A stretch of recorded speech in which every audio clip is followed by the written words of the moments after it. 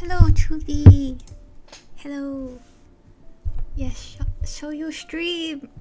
Oh my god. Okay, wait.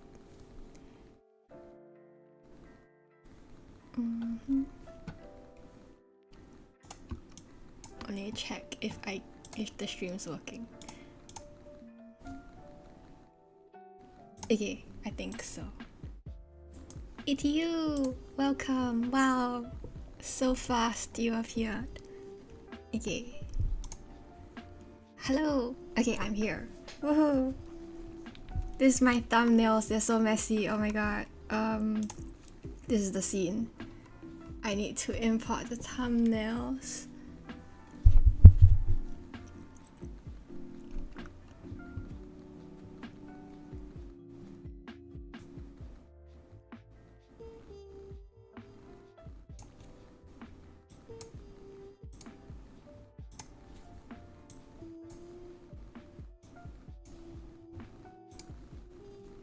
Okay. But I don't know if you've heard the audio, but it's this. From one pit to another, their failures will be remembered in this ground, but not with a name, but with a distant nay.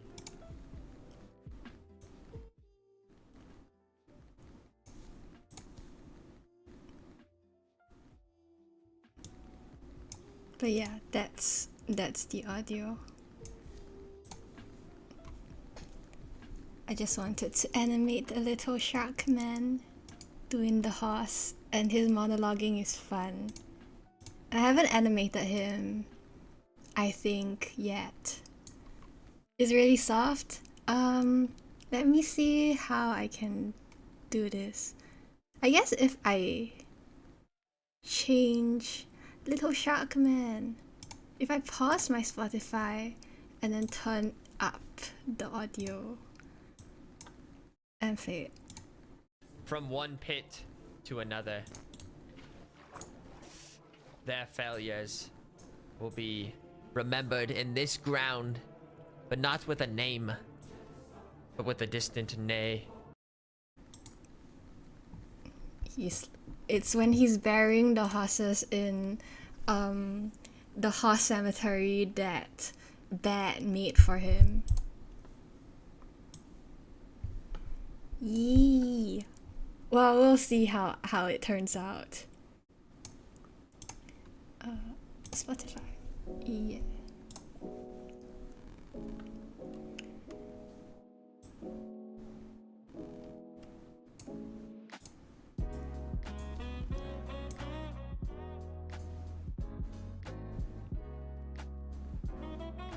Yeah, just getting myself settled, because I feel like I rolled out of bed and started streaming. I didn't roll out of bed, but I was deep in watching drama, and I was like, no, I should stream today. I want to stream today.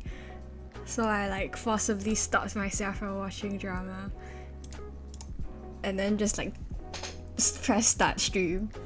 So I like haven't gotten myself at all settled. But we're getting there. We're getting there. Reference. I need to export this as a reference.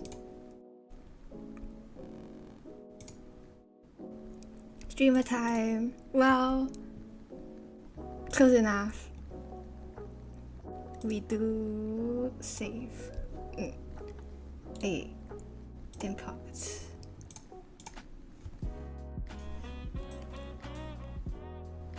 Oh my gosh, import. Okay, great. Yeah, but basically this is like, in this one shot audio there's 1, 2, 3, 4, about 5 scenes. Every time the camera changes is a different scene. So I'm gonna do the first scene, which is just him walking across, as he says, from one pit to another. I've sort of keyed out how his movement will go. Oh, hi.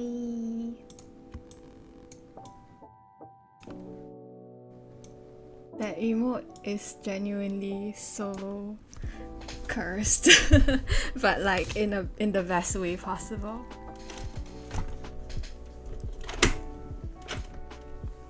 Okay, that was the sound of me lowering my tablet so that I can draw on it.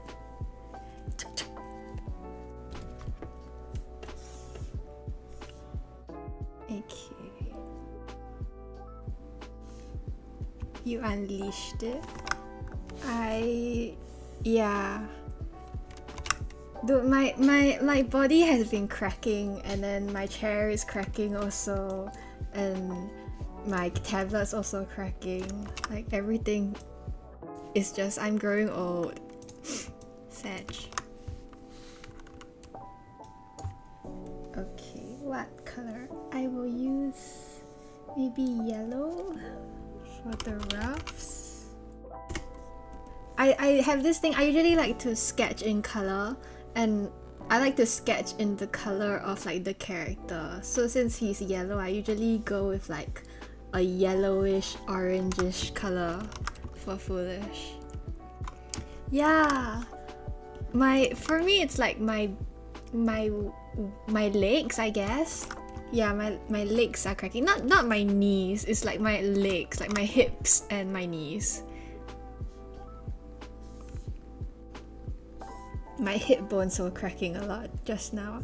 I was doing some exercises like you know, the bicycle exercise where you lie on the floor and then you like bring your knees up to your elbows.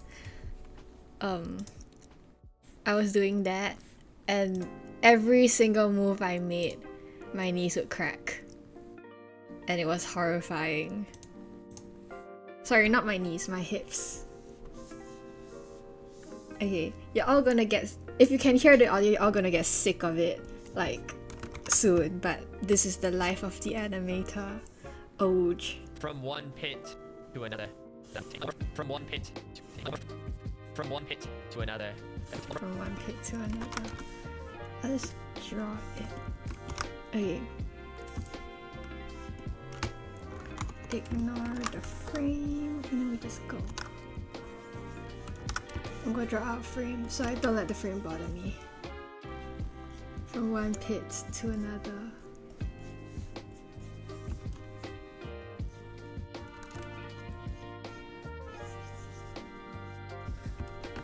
This is just the blocking. Oh, I should like put a title to it. Hello, welcome back. I hope your dinner was good. Oh, presentation, thumbnailing. Well, now I'm blocking, so let me change this. Blocking.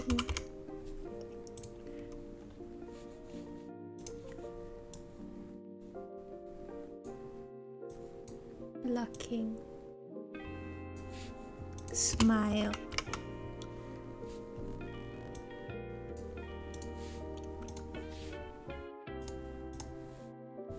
AFK. He's holding a shovel. Okay, wait. So arms back.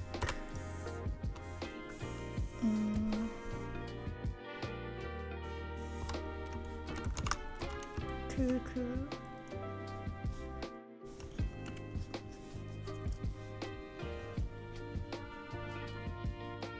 I'm just gonna do a super rough job for this first pass, and then I'll probably do a smoother like second pass. Oh, I should set a floor grid. Dang.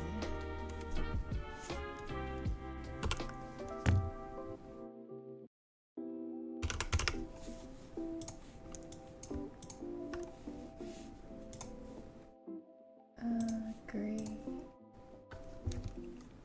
I used the wrong pen. Oh my gosh. I tried to draw with a regular pen. Oh, I don't know whether it'll be very interesting for very long, but I hope you enjoy, and if you're doing work, you can work alongside me. Ooh. You've never seen that? That's the Chippy Chuffa Chuffa. Wait, I didn't play it for you guys. I'm pretty sure I played it for like people on Zoom.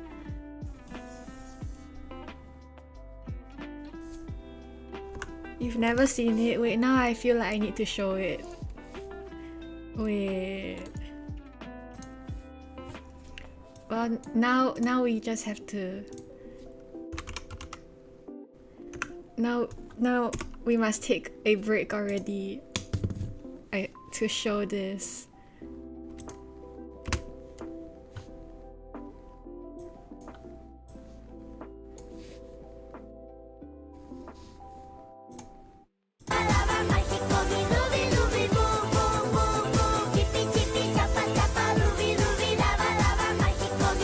Yeah, it's also the song that lives rent-free in my head.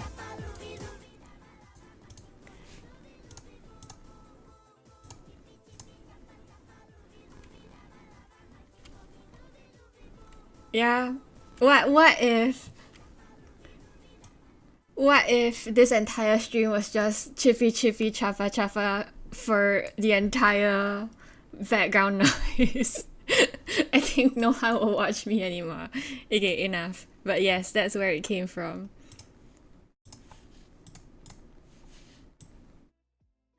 YouTube got onto me real fast.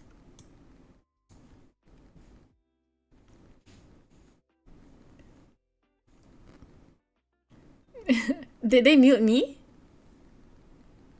Am I muted? Oh, really? Or did I mute it myself? Like, I just turned it off. Wait, I'm muted already? As in, like, my VOD is muted? I think it was me. I think it was me turning, like, just closing the window. I have not tested, like, YouTube copyright, which I might do, but I'm, like, kind of scared. Like, I'm not scared of them copywriting my VODs and being like,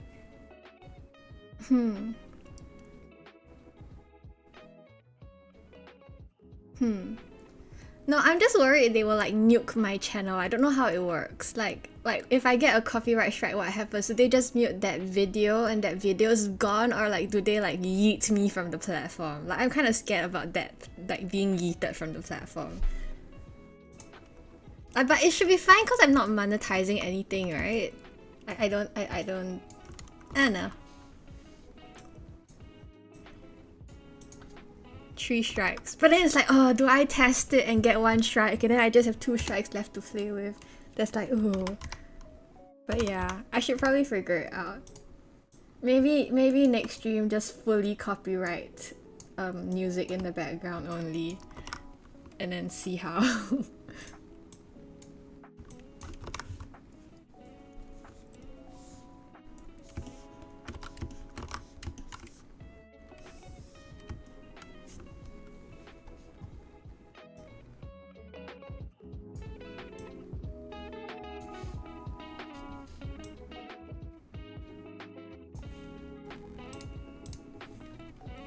Yeah, I also think there's a strike thing because on my videos I can see it's like, oh, you don't get striked on this video. I haven't gotten striked on any video because I've been playing copyright free stuff. But I'm kind of curious. Maybe one day I'll just have a copyright music playlist.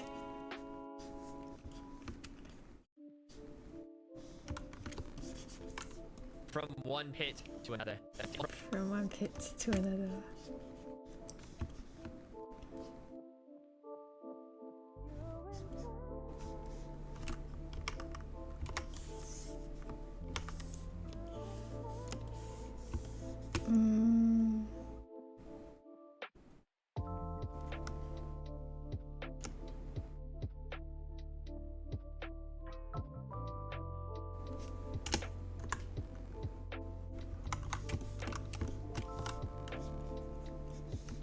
Actually, no.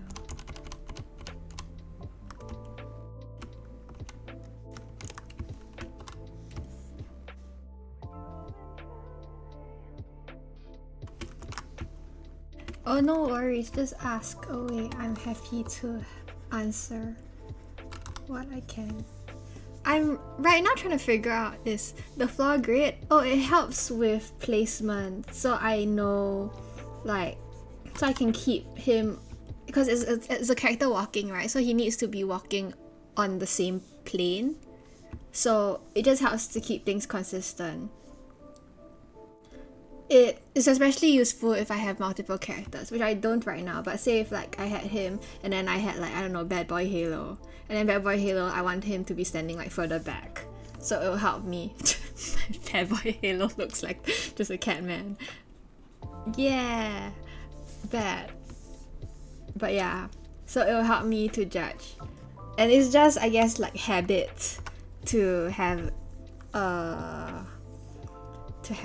a floor grid now, and it's always just good. My Bad Boy Halo design is like a skunk. Oh, why did I give him horns? I'm just thinking of Bad Boy Halo. My Bad Boy Halo design is a scrunkly little guy. Like other people draw him like Giga Chad or whatever, but like mine's a little gremlin. I think that is just a little gremlin. I'm trying to decide if I want the frame to be like this or if I want it to be closer.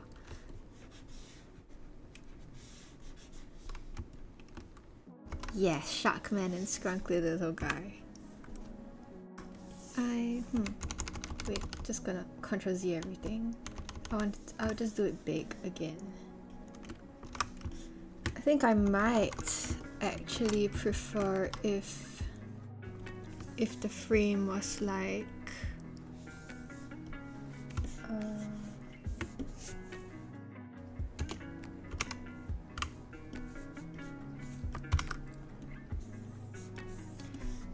here from one pit to another.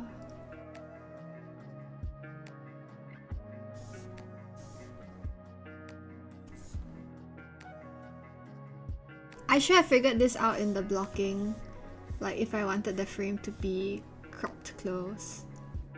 I think I still have like school animator brain, so I'm like, oh, I must have full body to showcase full body mechanics, but I'm just doing this for fun. So shut up, student brain. Let's do a like 3/4 body situation. I think that's good. Yes. So then I'll move the grid so it's like here.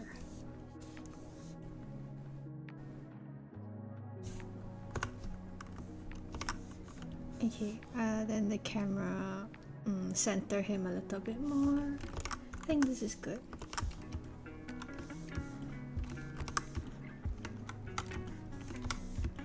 Hey. From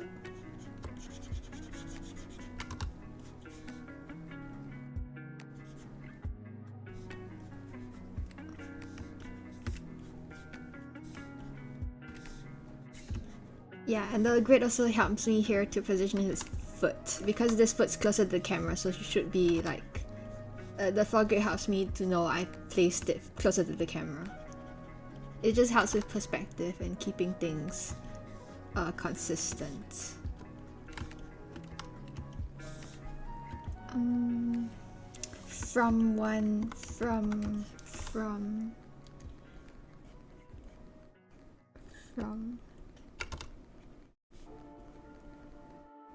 Yes, perspective.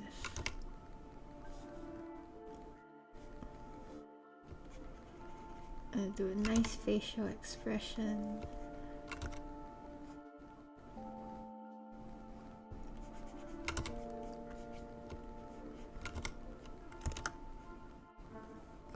Because if you start, I will need to do the lip sync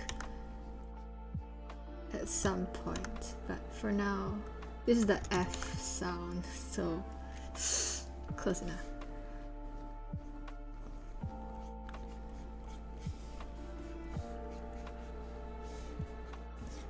I made him too slinky.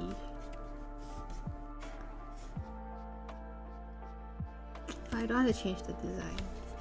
So when I was envisioning this, I was envisioning like, I don't know, for some reason, slinky horse cemetery salesman vibes is the thing I wanted to animate, I guess.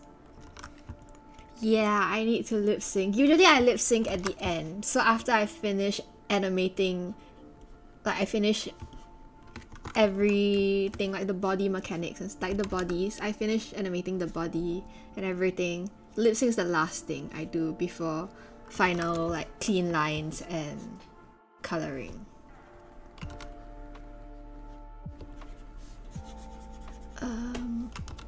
This shovel should be, I believe, like here, and then here.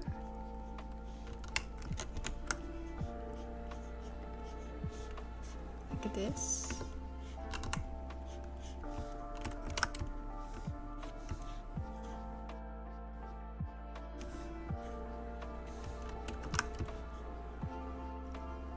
Okay.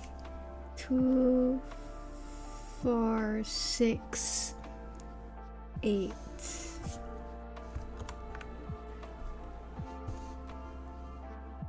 I'll give it 10 frames. It's good to have the first frame last longer when you start the animation so that people have a chance to take it in.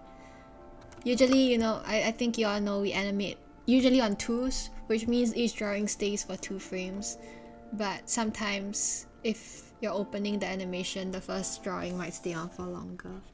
It probably won't be so long in the final, but it will be longer.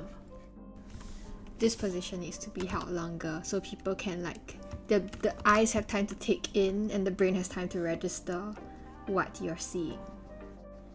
Okay. Yeah. Okay, this is the onion skin. So this is the previous frame. And then the next, well, not the next frame. I say like it is the next frame. I'm keyframing right now. So I wanted him to do this like movement where his like his hips are leading. So his knee, so in the vlogging, if you can see in my, his hips go down first, so his knee bends first, and then he takes a step forward, and then the rest of his body follows like a snake. I don't know if I'm explaining this right, but I guess it will happen after I draw. But anyway, I want to draw. I want it to arc down. So this is the hips.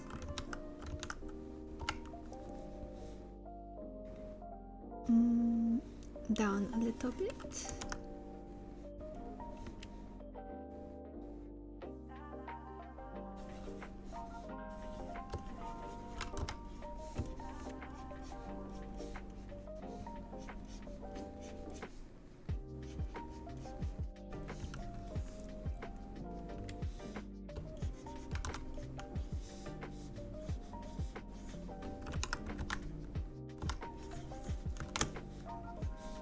So then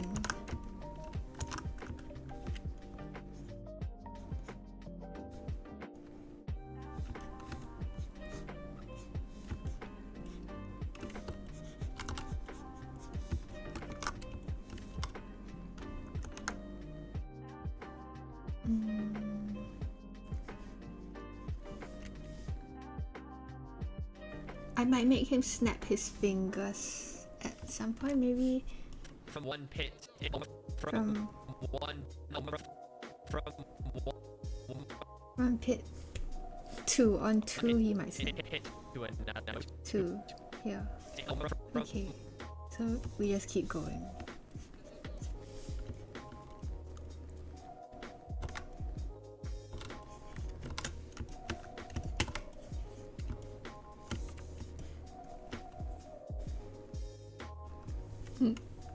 Maybe his head tilts back.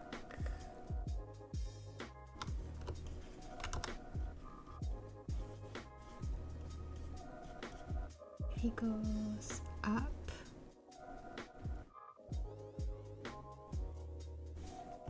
Maybe. I mean, I'm saying maybe, but I'm drawing it.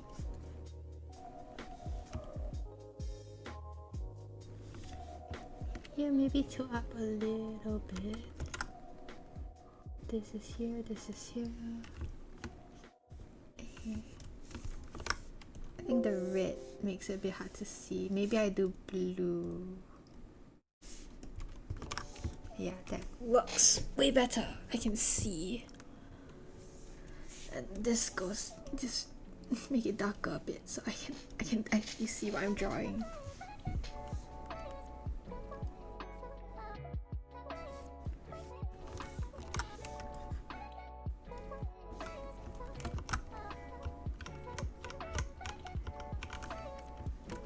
Okay. Bend down. And then takes a step forward.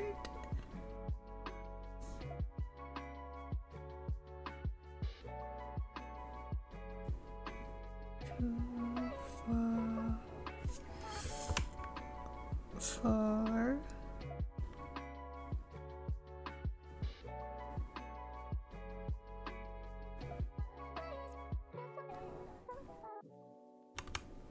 I think maybe 6 frames. I'm kind of just randomly, not randomly, but roughly choosing how long each drawing stays on screen for now, and then I'll adjust the timing when I've got all the drawings done. So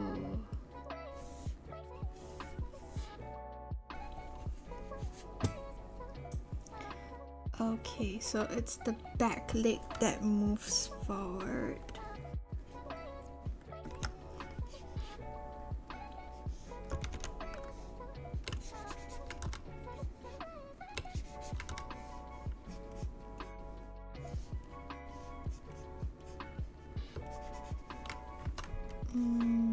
Actually, it might go up or not.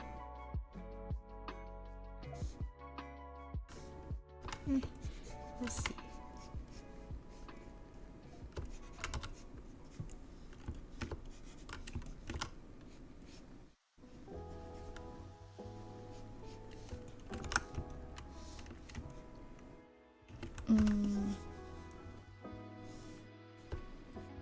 That leg fell a bit short.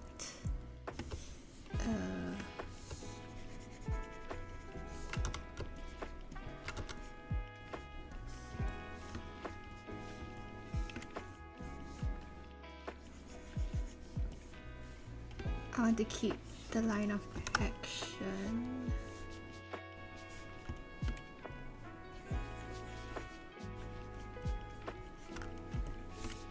From one. From one.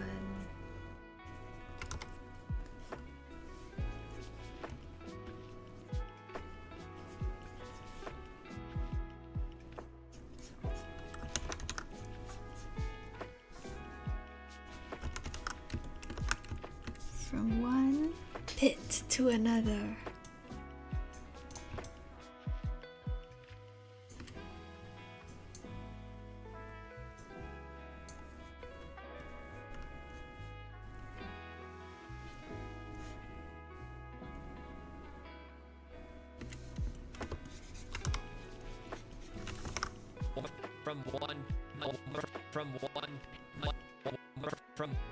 Yeah, bro lost leg length. If I were better, I would have like a good reference sheet and stuff, but I'm not better. So I do extra work, I guess, to adjust volumes and stuff.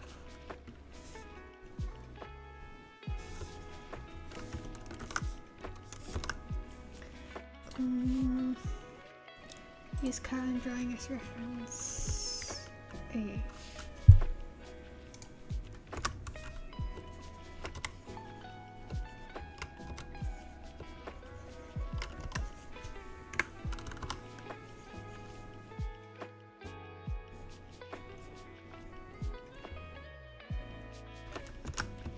Hello, Ari. Hope your day was good.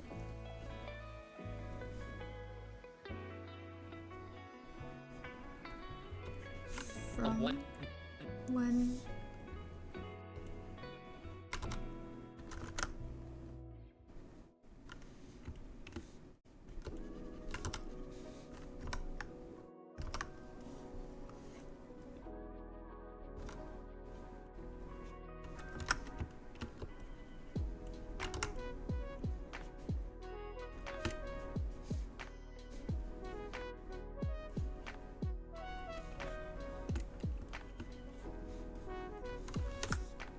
From one.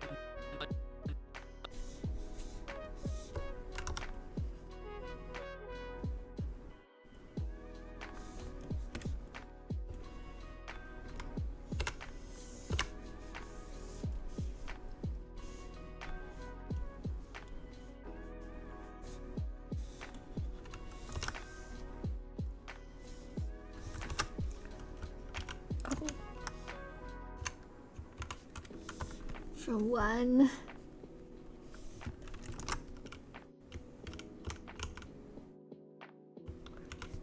Ew. My god, my Duolingo streak has been so bad. I've been missing so many days. I might put a momentary pause on learning Portuguese and switch to Korean. Just to have a change of pace. We'll see. Ew, Aki. I'm at like 200 something days, so it's like it would be so painful if I lost it. I want to make it to a year. Although like it is kind of a fraud because I've used so many streaks, streak freezers at this point. Ew, Aki, je suis là.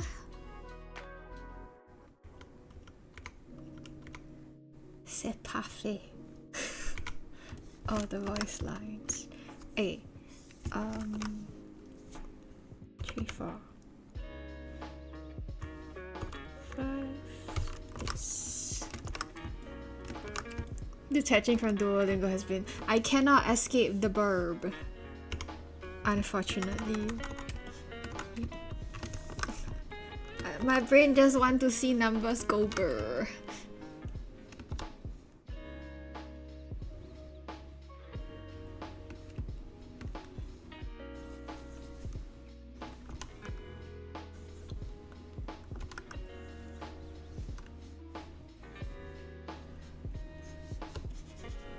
The bird scares me, but what scares me more is losing my streak. Yeah, but I actually learned like a bit of Latin, so I'm familiar with like the structure, the grammar structure for Portuguese and Spanish. So for me, Duolingo is fine because I kind of know what's going on.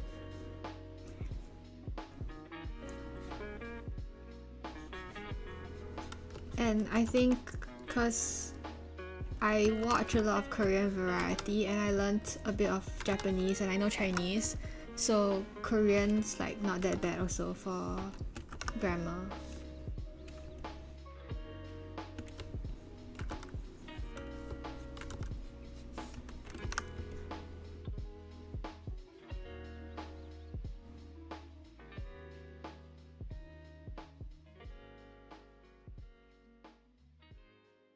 That means step too big. His step too big. Maybe? Oh,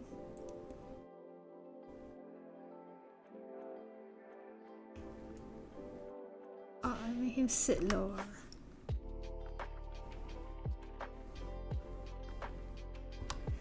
Not too bad, but the grammar is interesting. Yeah. I'm not sure. I'm still just trying to struggle to memorize the alphabet. Well, not struggle, I just haven't put any work into memorizing the alphabet. But I think the Korean alphabet is pretty easy to pick up.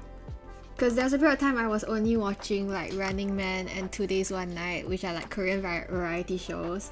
And just watching it alone, I could like read Korean signs and like help my parents when we were in Korea.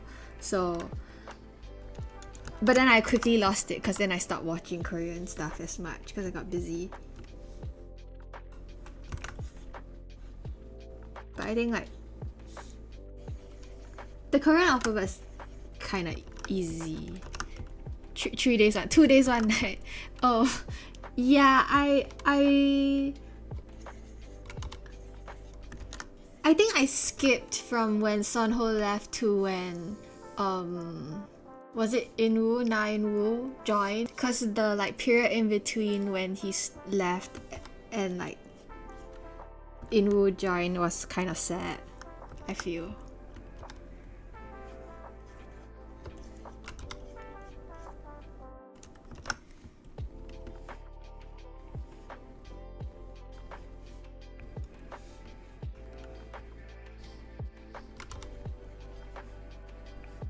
Yeah, it's sad.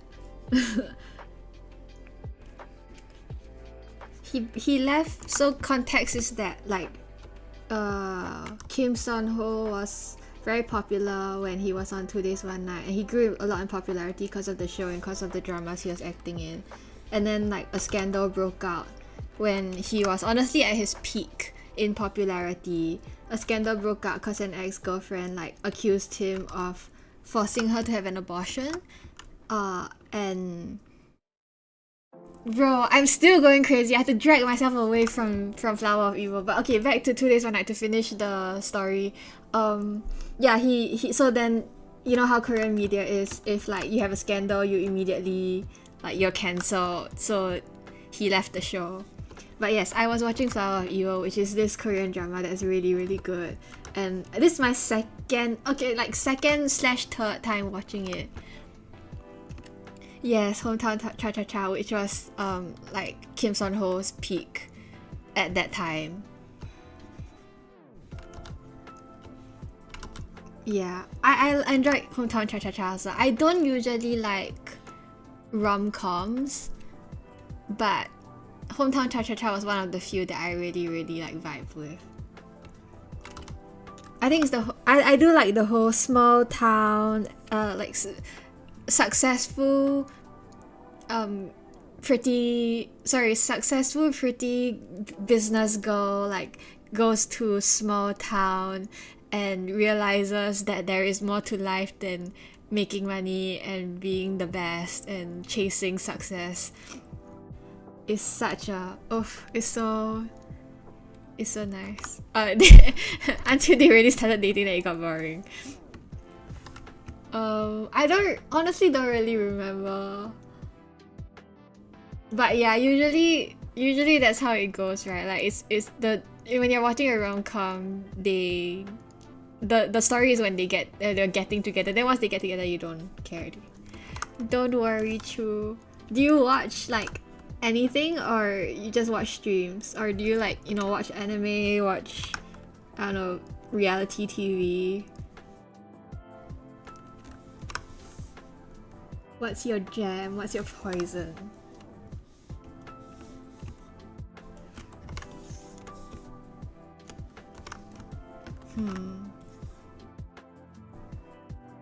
TTRPGs. Ooh, oh yes, you like Dimension 20, yeah.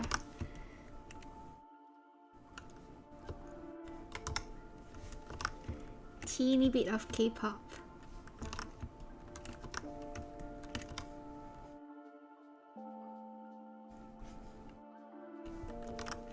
Critical Role. Are you watching the current season?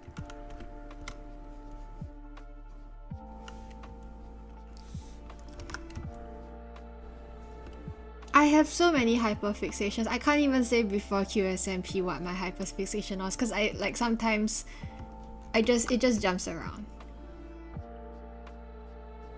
Ooh, which two groups?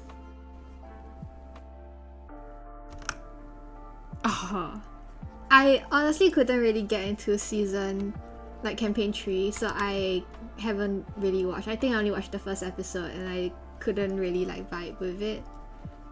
Mighty Nine was my jam though. Like I followed the Mighty Nine until the end.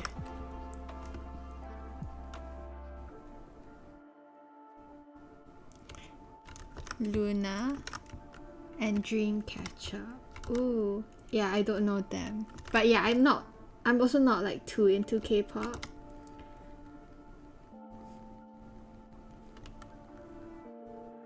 Mighty Nine, yes. Mighty Nine was so good. I enjoyed it over campaign 1 because I think I like the whole like morally grey kind of storytelling over the traditional heroes storytelling. Oh, you started with campaign 3. Ooh. I wonder what that's like. Yeah, because I like fell off campaign 3. Keela, your beloved. Yeah. Keela's cool. Keela's story is kind of sad, but they're all kind of sad. But I do like Keela's story.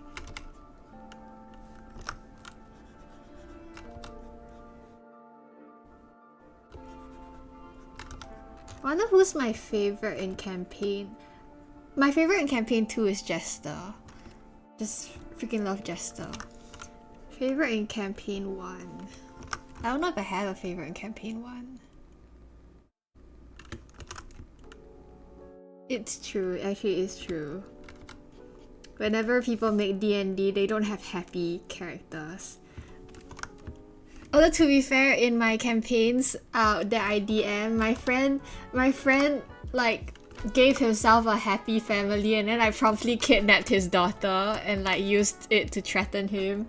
So then after that he was like, I'm never having children again. Oh no, then in the second like campaign we did, he also gave himself a daughter, like a family, and then I also kidnapped. I didn't kidnap his daughter, I think his daughter was used to give them motivation to attack this like rich pharmaceutical family because he saw his daughter getting bullied by the pharmaceutical daughter. Then I think he was like, I'm never having children in D&D ever again. So I guess it's kind of my fault that no one, oh, not my fault, but like I understand why no one has happy families in D&D. Because if you do, the DMs are just gonna use your happy family to make you unhappy. Plot.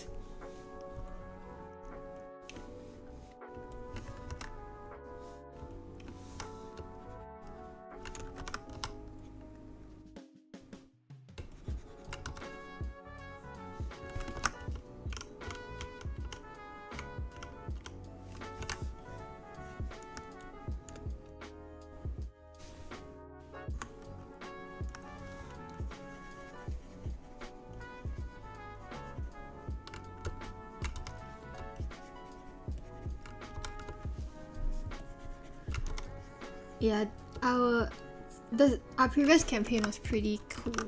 I haven't been in campaigns long enough for plots like that. Oh, yeah, having friends in different time zones is hard. We did that too, but I think my friends are like very committed. Oh, we really wanted to try to do a weekly thing, and it was almost immediately derailed by Chinese New Year. But I think we're still doing fairly okay in having regular campaigns. But our campaign sessions are really short now, just because of time zones. So like our recent session this weekend was only an hour. Like it was just one fight. Yeah, but it's cool, it's fun. In the past, like before COVID, when we were younger and more free, we had long sessions, IRL. And I think my most memorable one was like they came over to my place and then we played for, I don't know, like it was like 10 hours or something, or maybe even more. I think it was like from 3 PM to 4 AM or something like that. With breaks for food, of course, but it was insane.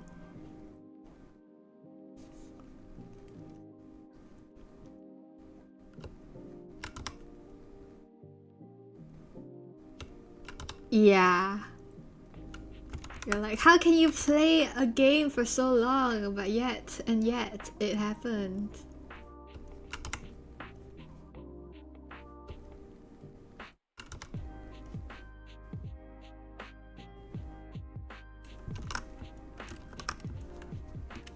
I mean, we did take breaks, but yeah. But also, if you're playing online, I think online we couldn't. There's no way we can play for 10 hours. But like playing in person is quite different. No worries, I understood you. I think playing online, like the screen fatigue is real.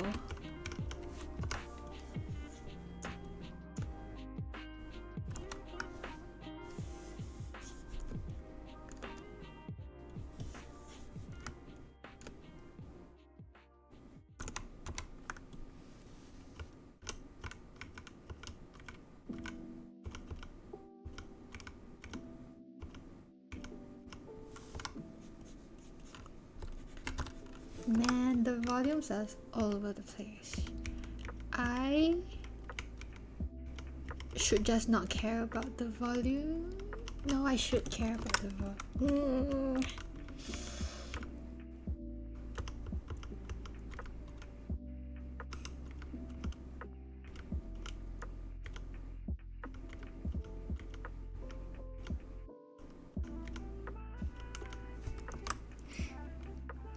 Devon Rex Cat Barbarian named Yao Tao. Oh my gosh. No, I have a friend who names all their characters after food as well. Currently they're alfalfa, which is not a food but it is a plant. You like dance? I also like dance. Tofu, so cute. The Von Rex Cat Barbarian. I don't think I know what that is, that race, but that's cool. Is it a traditional D&D setting, like in the Forgotten Realms, medieval, magical type of setting, or is it a special homebrew setting?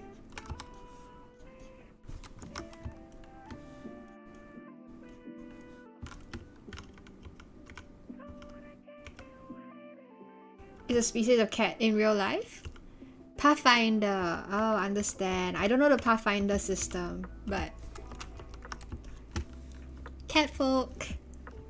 I have a catfolk in my campaign too, and like you would think, oh, cute cat boy, but no, he decided to send the image of the cats from the Cats live action musical, and he was like, "This is what my cat looks like," and I'm like, "Please God." No, but it's the truth because that's what he wants to be, so he gets to be scrunkly looking cat, Sphinx cat by his. Okay, I'm gonna Google it.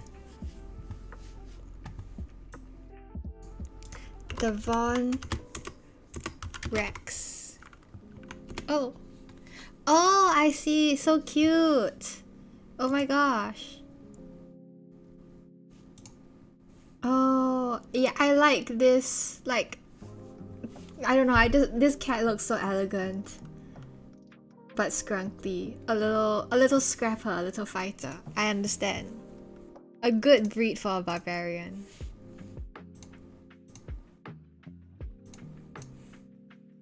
Scrungly, it's true. I like that head shape. It's a nice head shape.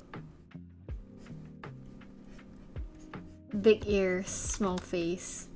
Very cute. Psst, psst, psst.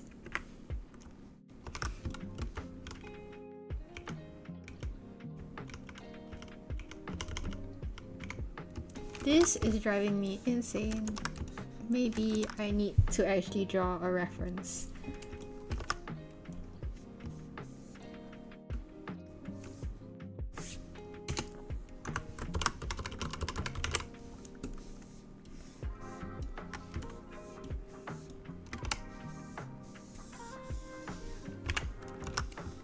Scrappy little guy.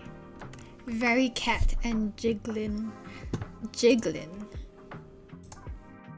Let me have a look.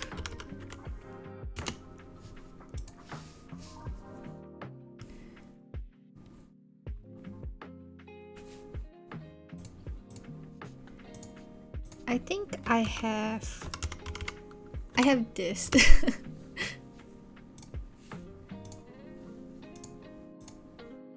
But I'm gonna look. Very cat.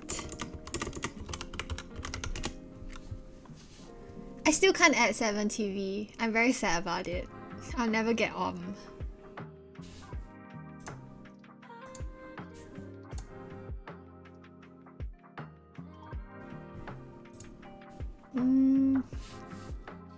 BTTV is not loading for me.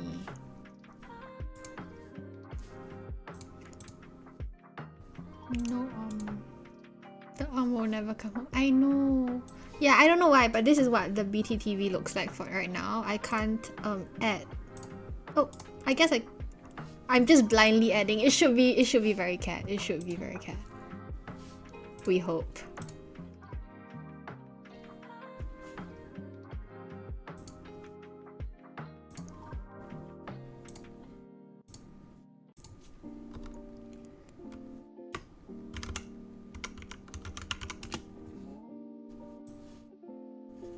Hell yeah.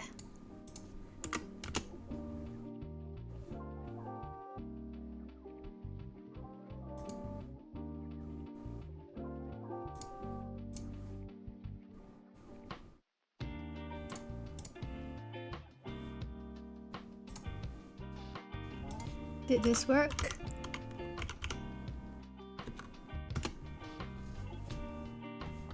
Is this the one? Yeah, I think this is the one.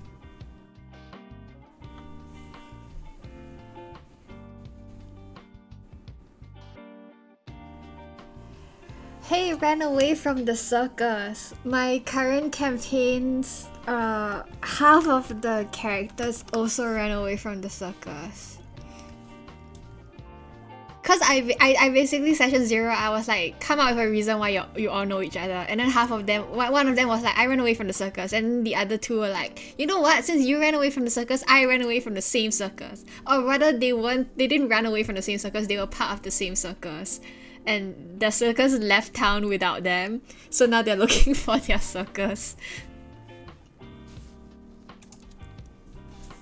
They got left behind by their circus. What a coinky-dink. Yeah, actually, the character who's also a cat person is also from the circus.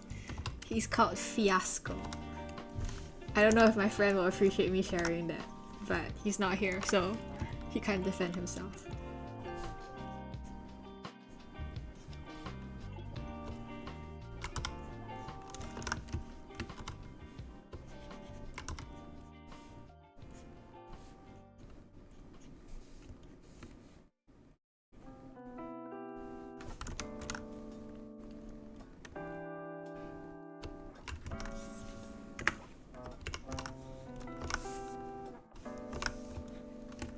Found beside a trash can. Aww, you're my best friend now. That's cute.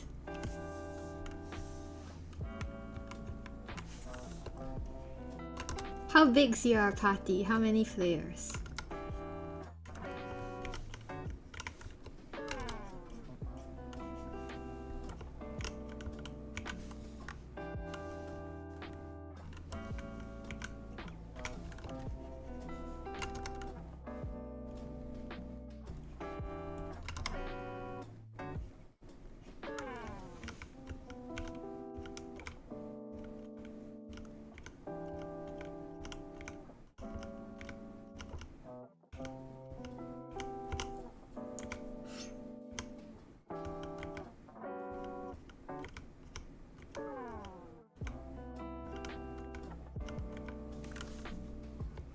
Four people. Oh, that's cute. That's so cute.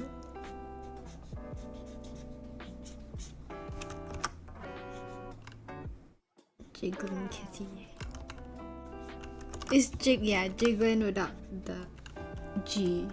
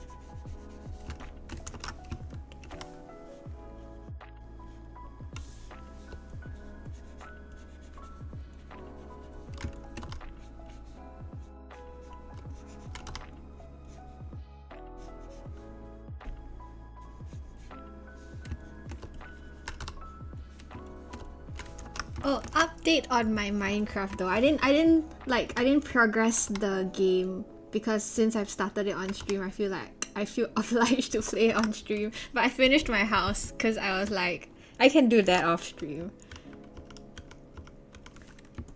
And I ended up going with spruce for the roof. Just because I didn't want to go farm bricks. Minecraft. Yeah. The white roof was so... No, it was so bad. I logged back in to look at it and I was like, oh my god. Burn it to the ground.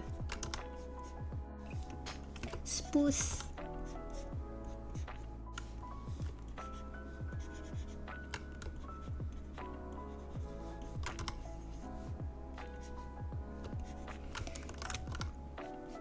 But yeah, maybe I'll do like the weekends are for gaming streams.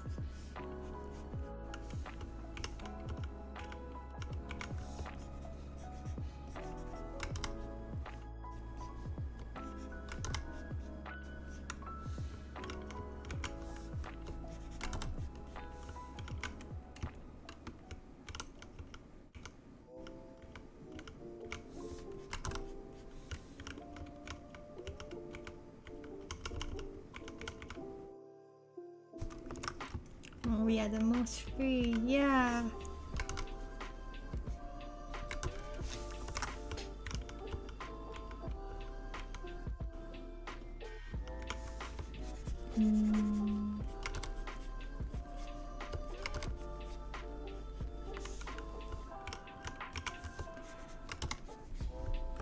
Eri, what's your favorite K-drama? Since that was your hyperfixation before QSMP. What was your favorite? Or like top 3? If you can't decide.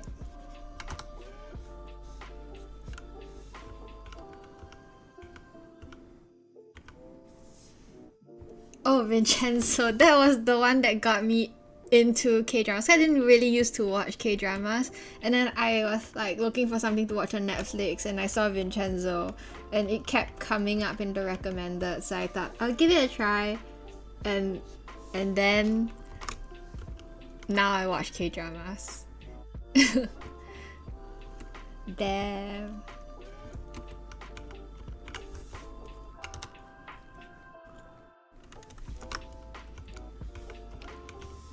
It's good though, it's fun. Vincenzo is fun. Good action, good story. Good characters. I love a good ensemble cast. The ensemble cast of Vincenzo is so good. Don't know why you won't rewatch. I mean, just because you like it doesn't mean you have to rewatch it. I think I did rewatch Vincenzo though, like once.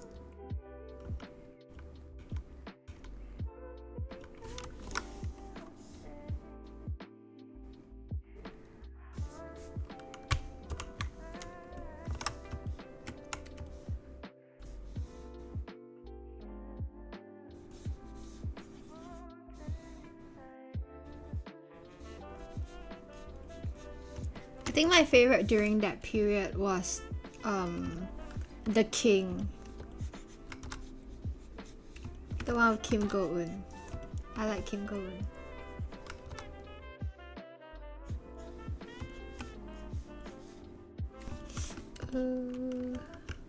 Dang.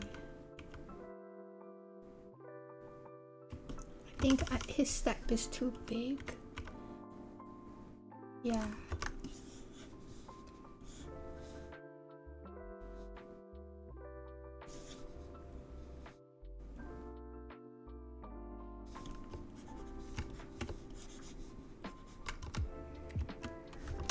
Flower of Evil. Flower of Evil. Yes, I don't know why it's like gripped me so hard recently. They filmed, yeah. Oh, do you watch it though? Like the SG scenes killed me. I like had to pause it and stop watching because it was just like suddenly insert SG from like promotion video. Like, didn't she get like knocked by a truck or something? And then she was like, I need to go home. And then she goes home to Sentosa via like MacPherson MRT or some shit. Like, yeah. The girl gets hit by a truck. She ends up in the hospital. Then she wakes up. She's like, I have to go home. And then she walks through she walks everywhere just to go all the way home. Like, she went through Gardens by the Bay. She went to, I don't know, MacPherson MRT or some nice MRT, and then like a bunch of other touristy places just so that they could show Orchard, just so they could show the typical touristy spots. And then she ends up in Sentosa because that's the resort she's staying at. It killed me really. I didn't watch Little Women, but I watched that episode because they were like, oh, Singapore mentioned, and then I watched it. I was like, oh my god. Yeah, I think so. I mean, technically got a gun lah, but like, random people can't carry gun. But police, I think some of them can. But they don't usually carry.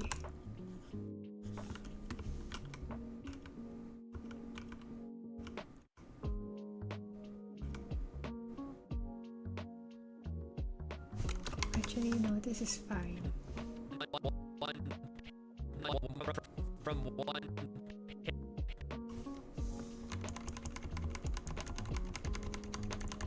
Singapore. No, you need to use a Malayan. Fish lion. The eagle is for America.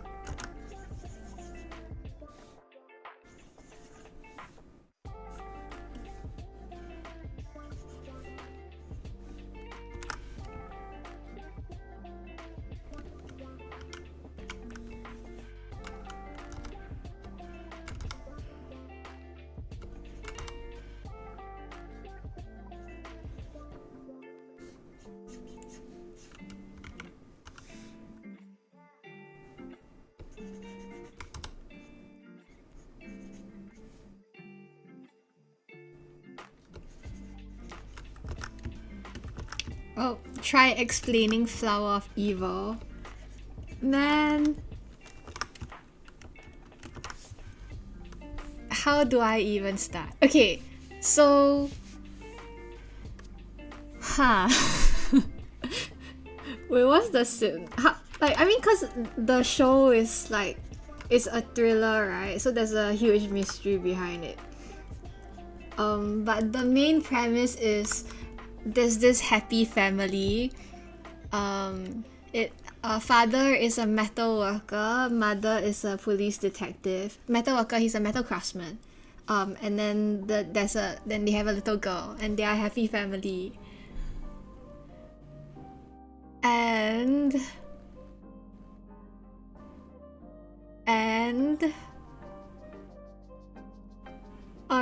a series of killings begin in Seoul, like the city, and it leads to this family having like to grapple with secrets being revealed and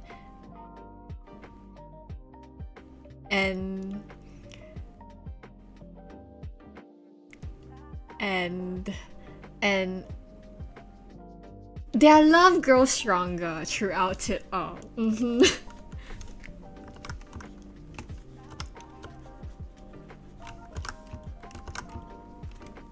I don't know, like...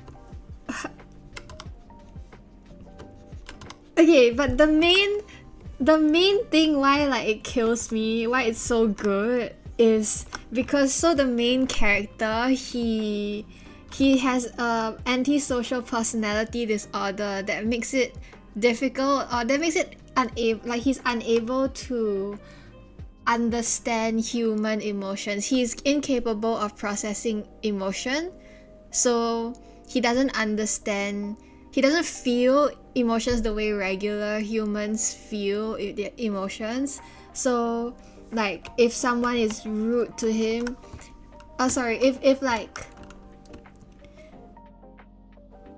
if someone is nice to him or rude to him, he doesn't feel anything either way. Yeah, and so it's difficult for him to understand when other people cry. So there are scenes where like his wife will be crying like at the birth of their child, and then he's like, "Why are you crying? Are you sad?" And she's like, "No, I'm just so happy and touched that like our daughter has been born into the world." So okay, wait. Wait, I'm getting there. I'll just explain it. There's spoilers. You can yell at me if you don't want spoilers, but like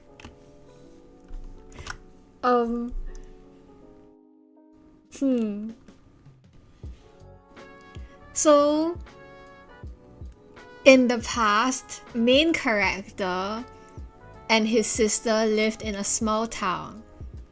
And in this small town, Hello, I'm spoiling the entire plot of Flower of Evil, the Korean drama, to my chat right now. To Chubby and everyone else, but mainly Chubby because Eri knows it, Jialang's lurking and not interested, and Van, you are here to be spoiled too. But basically, okay, like 18 years ago, main character and his sister lives in a small town where they live with their father and mother, and main character has antisocial personality disorder. So he gets bullied by the other kids in the village because he's weird and different, and he doesn't necessarily retaliate or do anything back to them because he doesn't feel emotions the same way. And because he is quote-unquote weird like that, in this small town village, the villagers think he's possessed by a demon, so they try to exorcise him because he's weird. And I guess also because his father turned out to be a serial killer. So they are like, oh my god, the son is weird and the father was a psychopath serial killer, so the son must be possessed by the same... maybe should have mentioned that. The son must be possessed by the same like demon that caused the father to be a serial killer. So the boy goes through a lot. The main character goes through a lot because he like and it's like brutal. The exercising is like brutal. Like they hold him down and like pour rice on him or something, and like it's just terrifying. And so the boy grows up to like he grows up and he starts believing that he is actually also cursed. They exorcised him. They tried. He wasn't actually possessed, but they tried.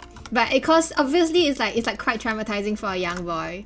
He was like in middle school, so he starts like seeing the ghost of his serial killer father. And he starts believing that he is actually also possessed by a demon because he sees the ghost of his father, so he starts believing he is possessed. Yeah, poor main character guy. And then one day, his sister goes to find the village head to... Not yet. But his sister goes to find the village head to tell the village head to stop exorcising her brother, because her brother's not possessed by a demon. And I think the village head tries to like assault her. I haven't reached that part of the rewatch yet, but he definitely does. Like, I think he tries to assault her. So in self-defense, she kills him. And the brother walks in after the murder and sees like the dead village head and his sister covered in blood. And so he grabs the murder weapon, which is I think like some kind of tool in the shed. And I don't think he gets buried alive. He does get drowned alive. But anyway, main character guy walks in on his sister and he grabs the murder weapon and he starts wiping the blood all over himself, and he says that he's like going to take the blame. Oh, okay.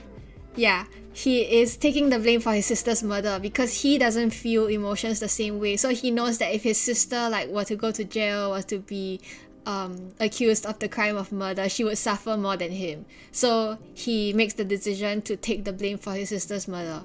So he frames himself, leaves his school bag with the bloody uniform and bloody murder weapon by like the river or something, and then he runs away. So then the villagers the next day, or in the next few days, discover the dead body and the murder weapon, and they come to the conclusion that, hey, that's totally fair. No, I think doing laundry while listening to Flower of Evil is not the worst thing you can do.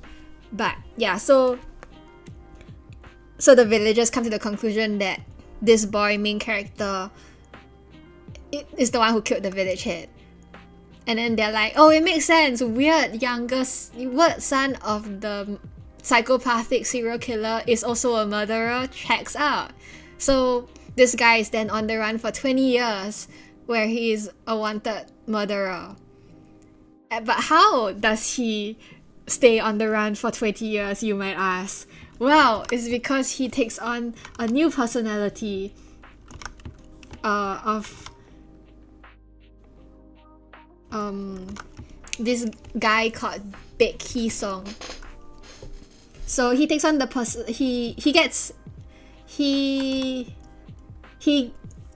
This is unimportant to me, so I'm just gonna skip over it. He gets the personality of the identity of this guy, and he's helped by this guy's parents because of reasons.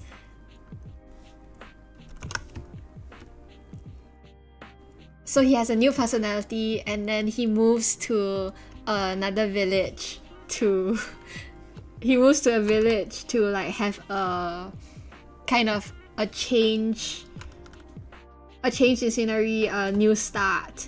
And he meets this girl who just likes him and is attracted to him because he's nice to her.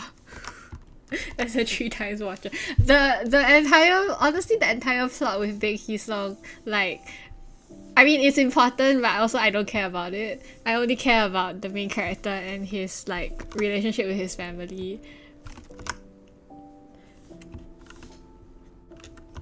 But where was I? Yeah, so anyway, he takes on a new personality, a new identity, and he meets this girl. And she likes him even though he's weird and doesn't show emotions, and like was kind of mean to her at the start because he doesn't understand emotions. But he's also like a nice person, because when she was scared that her mother's shop would get robbed and she was alone in the dark, he waited outside in the cold for her, like until the lights came back on, stuff like that. Anyway, they fall in love. Well, she falls in love with him. So they get married, and then they have a child, and all is fine and dandy. So 18 years after the murder, and main character is wanted for murder and he goes on the run.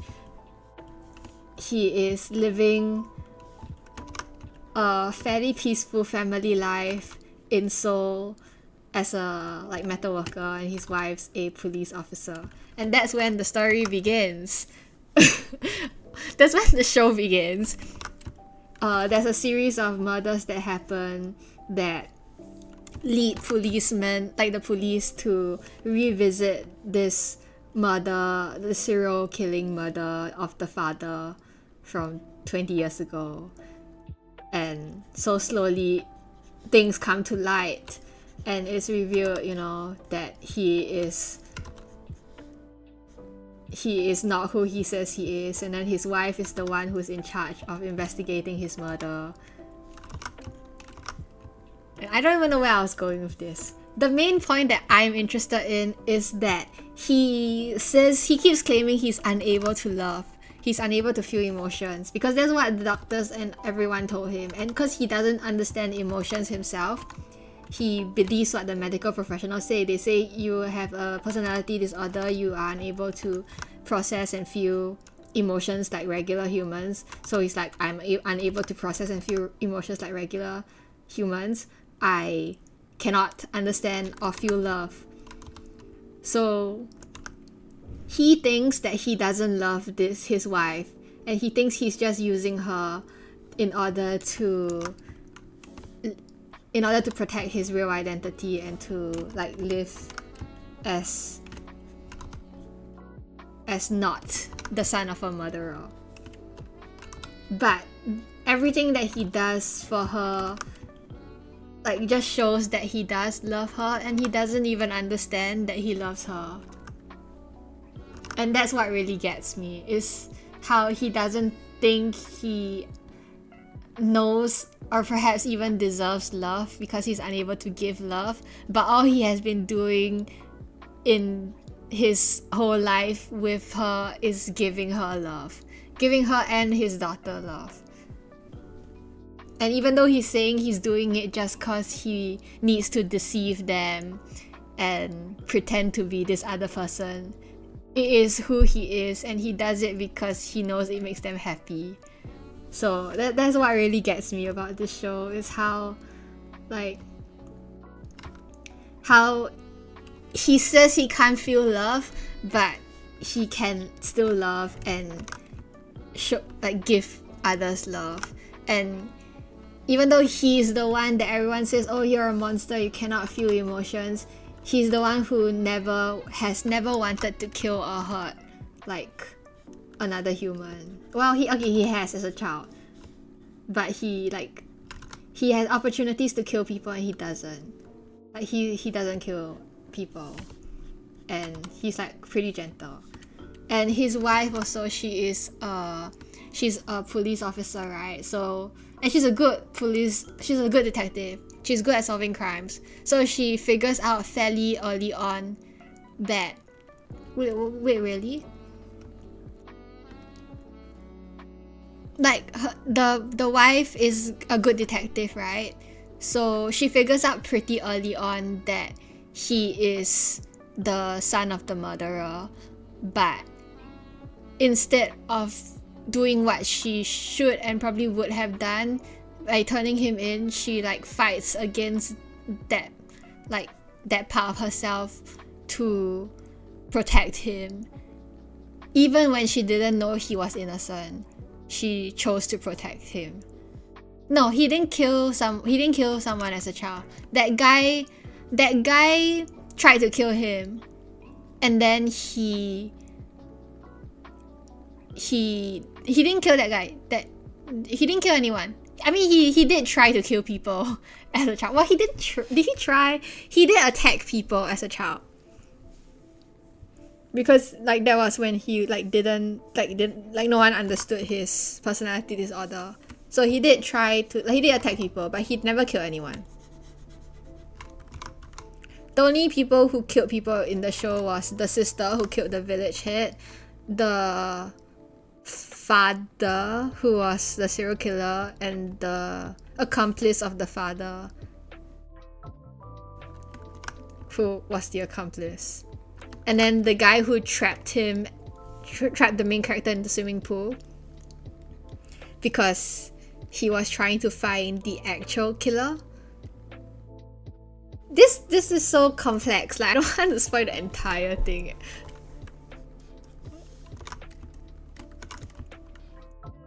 He didn't kill anyone as a child though. That one I can see. Which one? The swimming pool one. The swimming pool one was pretty good. It was so good, the swimming pool one, cause the swimming pool one, it started with a flashback.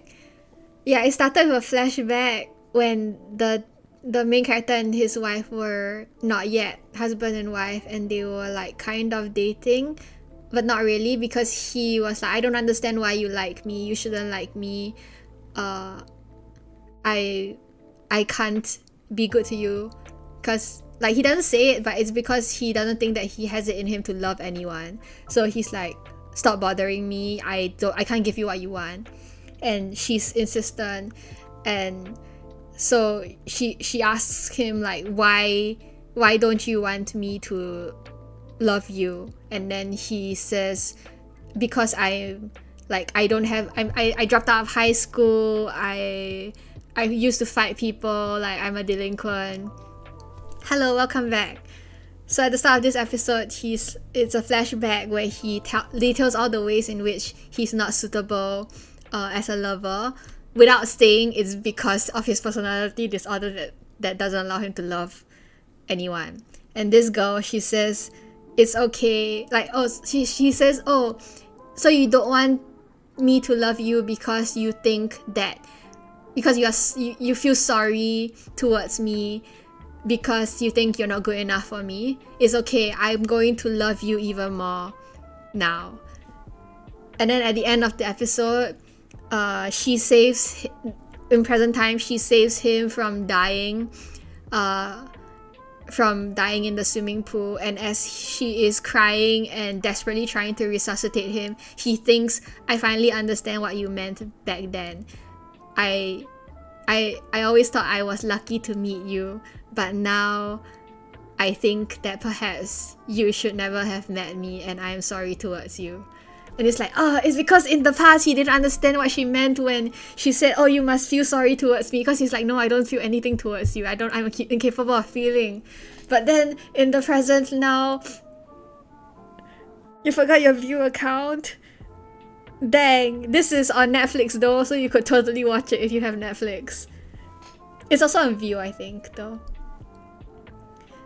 But yeah, at the end of the episode, he says, I understand like what it means to feel sorry towards you now. And I'm like, oh, growth! Character development! It took 18 years, but this is the good shit. The episode hit hard. It was good. Probably. Yeah! Oh my god, you should watch it, it's so good.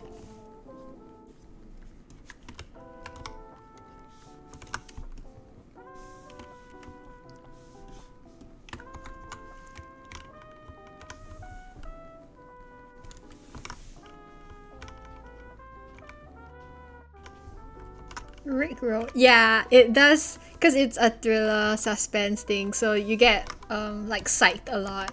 They film it in a way to make you believe like certain things, or make you suspect certain things, but obviously it's not true. Well, not obviously, but like it ends up to not be true. It's a red herring.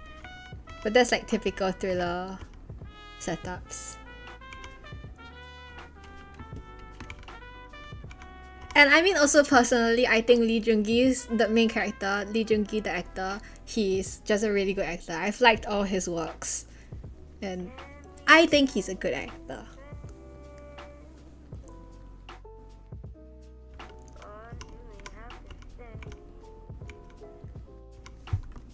Nice. I also like thrillers a lot. I think there was one I really liked also, but I don't want to say like I highly recommend it because I only watched it once. But I like Train as well. It used to be on View. I think they might have taken it off View though. But I like Train. Oh, on Disney Plus. Oh, Save Me. Oh no, I didn't like Save Me. I think I didn't. Yeah, I didn't like Save Me. I don't know why. It just didn't capture me. Maybe I'm not into cults in that way.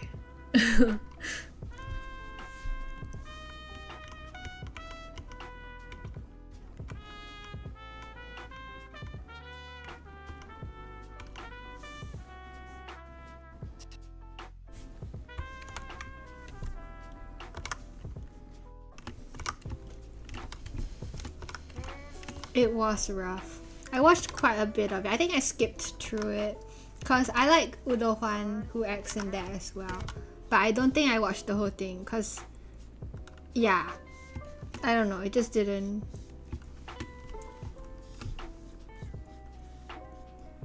I don't know why. I don't remember why I didn't finish it.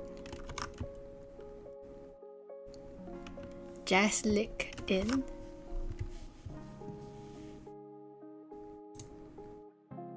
I have no idea what you mean. Jazz? You like jazz?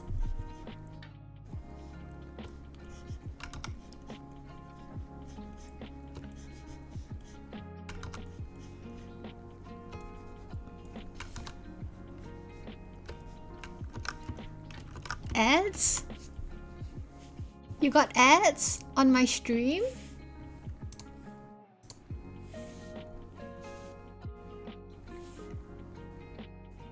Wait, what?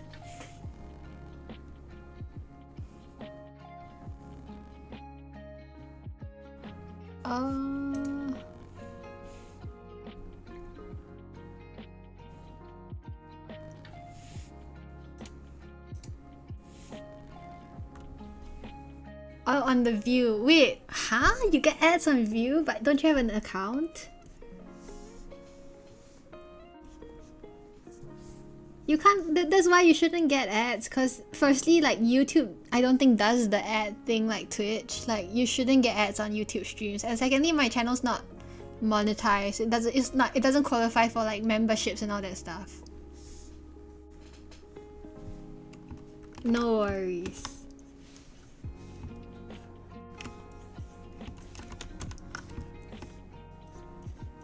No worries. Just chill. We're just all confused. Yeah, that's weird. What's View doing, man? Scammed. Scammed.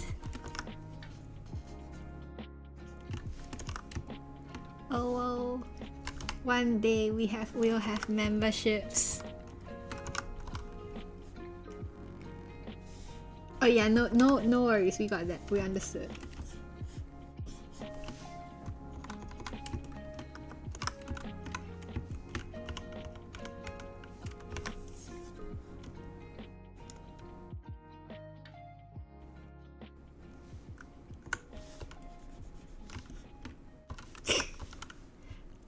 You're so powerful, Chu. I do. I'm subbed to like I subbed to Foolish and Tina. And then anything else I'm usually gifted a sub. Just by watching and then people just, you know, when they do the random gifts. Nar. The third party thing. What are you talking about? Are you talking about like how to pay?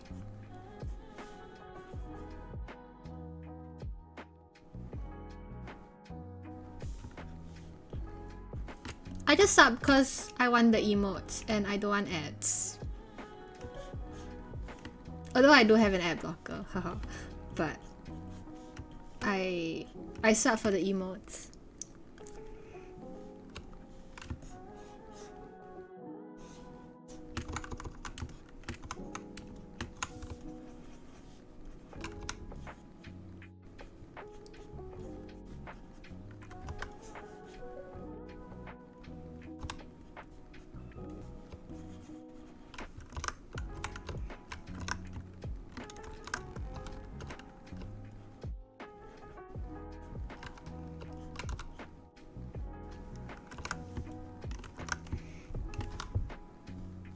Emotes. Yeah, and also because like on Discord, if you are in the servers, you can also get access to the emotes if you're a sub. Exolia, I don't know what you are talking about. I guess there's nothing to be scared of if you don't know. Haha. I mean, I haven't been scammed yet.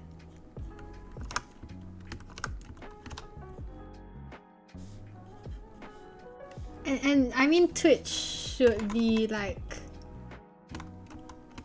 secure enough, right? Because it's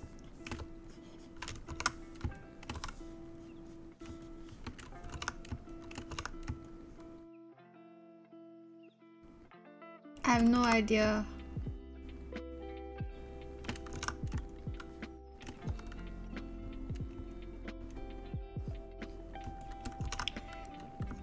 Third-party security agreement thing. Still don't know what you're talking about.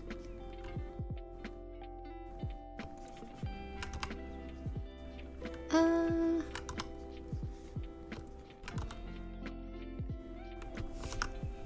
don't remember this. I think maybe is it because my I've just let my sub auto renew, so I don't remember this. But also I use PayPal, so it's like extra distant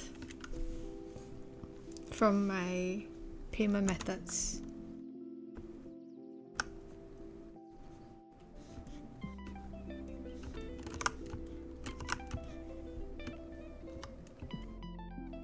Huh?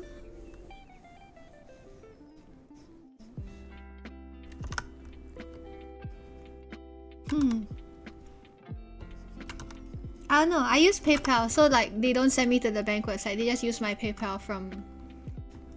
I don't know what you're talking about. Should I be concerned?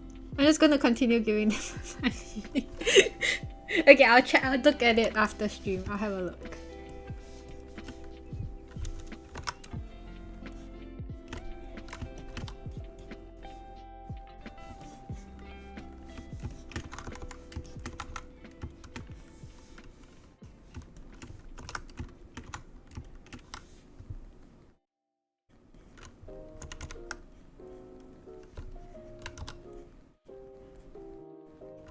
It's okay, man. Anyway, security, internet security is fake. Everyone knows everything. The government has access to all your data. Are you on SingPass? Yeah, so...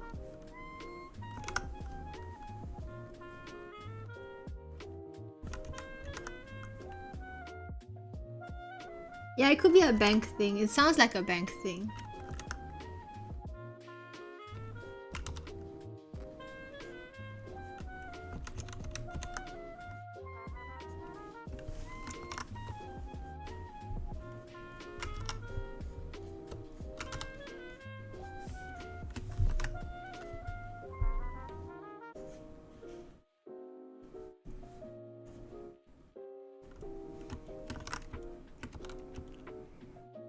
Oh.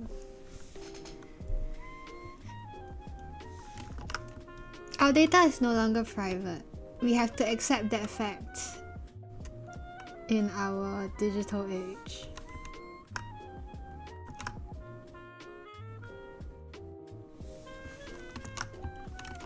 But yeah, if you're not comfortable subbing, like, don't sub.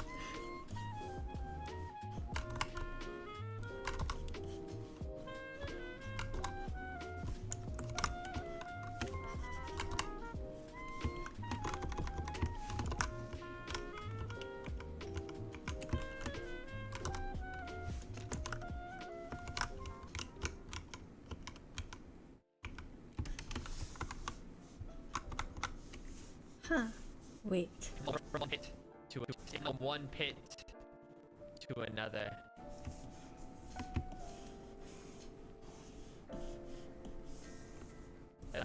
From one pit to...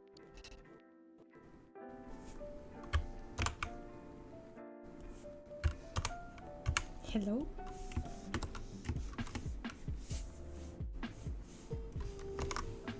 Live, laugh, love cybersecurity. What just happened? Oh, I pressed something. Okay. From one pit to... from one pit to... from one pit. Like I said, you're gonna be hearing this audio a lot. From one pit to another. From one pit to another. From one pit oh god, he grew to in another. size. That's terrifying.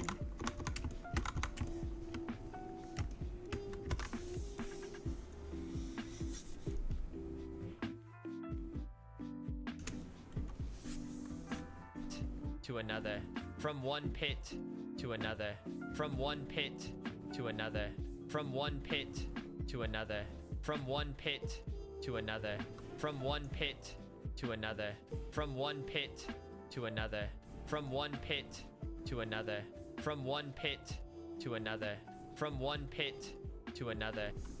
Okay. This is fine. I have Beepo talk, I think.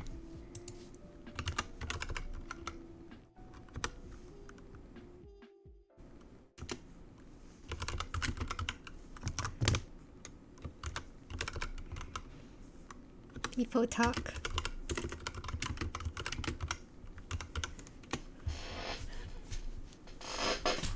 Me when I yap. Me when from one pit to another, and I'm going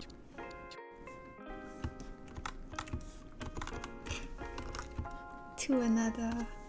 to another, from one pit to another, from one. So this is the wrong expression. I want him to be.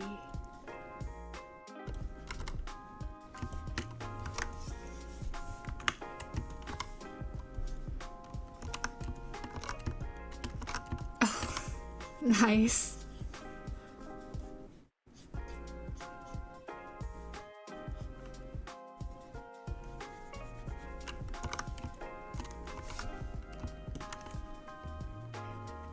OMG!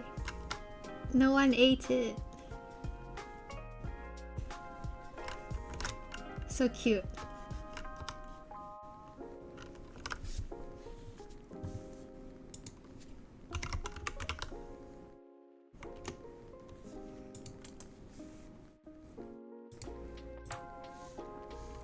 Was it just like one stick of lapchong? Just one. It rolled around to the back.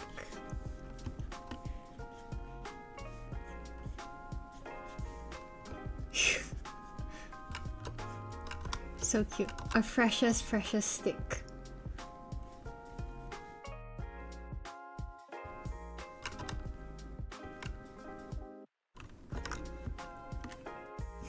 It's very possible it goes missing. Do you have dogs maybe? Or maybe someone was just really hungry. Can lapchong be eaten like just like that? Does it have to be cooked? Or is it already cooked? I don't know. I actually don't really like it. It's like sweet and weird to me. The dogs. A mystery.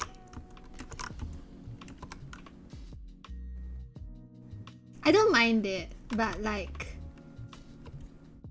I wouldn't seek it out. That's just me. Nothing against lapchong. Good for you, you like lapchong. You can have more if we eat together. Cause I will eat it if like it's in my food, but I don't particularly like seek it out. You know.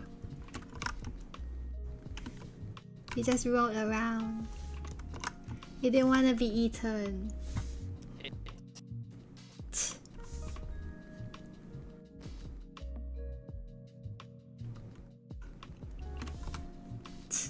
One pit.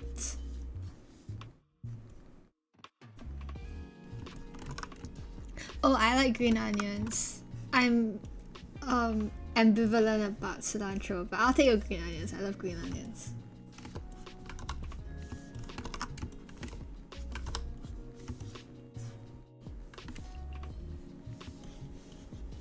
Pits.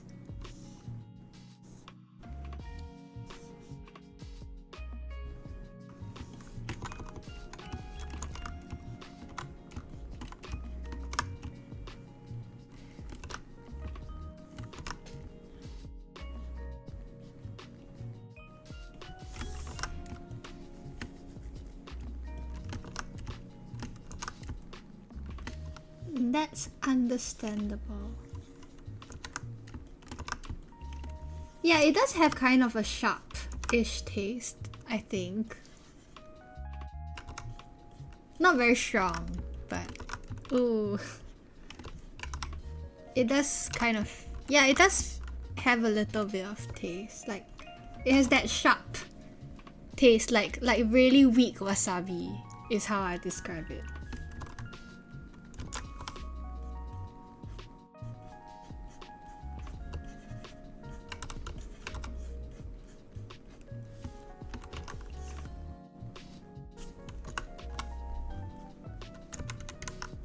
I eat most things, but I won't eat like common-ish things that I won't eat.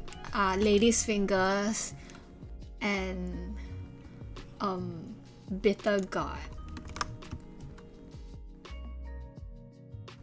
Oh yeah, I don't really like ginger either. Like when I go eat what is it, 小笼包, and then people always put like the vinegar and ginger, and I just like the 小笼包 straight, like without any of that.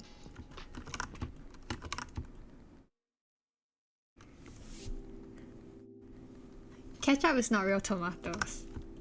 That's my take.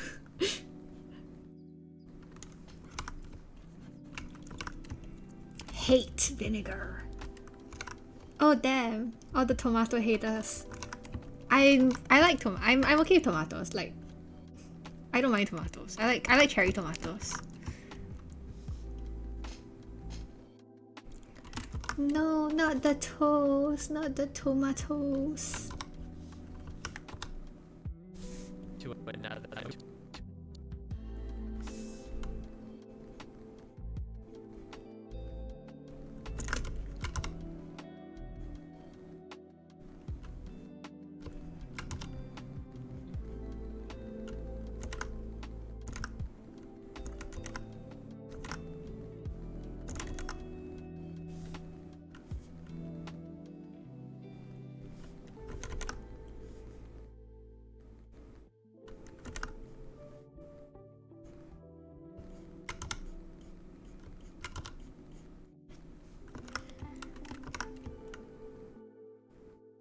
The most tomato.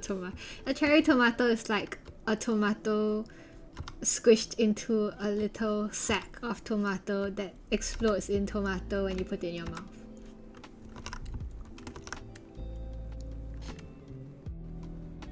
Dang. Traumatized by tomatoes.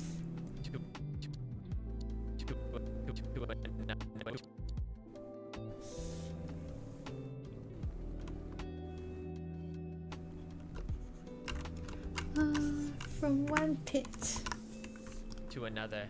From one pit to another.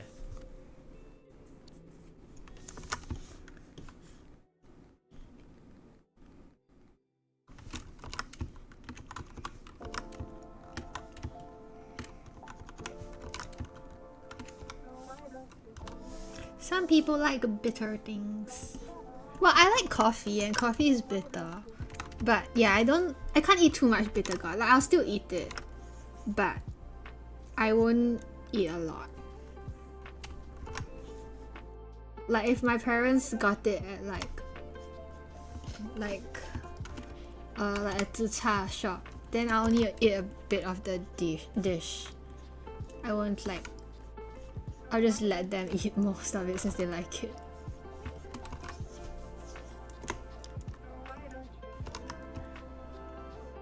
Maybe True doesn't even drink. True, do you drink coffee?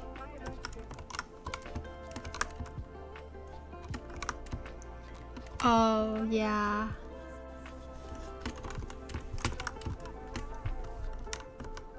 Dang. Eczema is rough in Singapore, especially. It makes you eepy? Isn't it supposed to do like the opposite?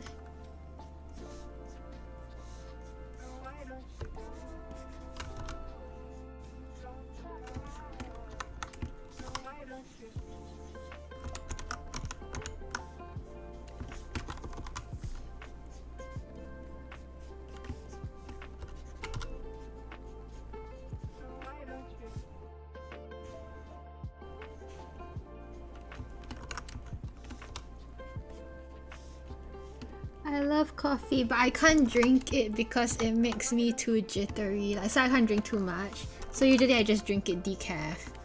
But I think on Sunday, I tweeted I'm so high on caffeine or something like that because I had like actual real coffee for the first time in like,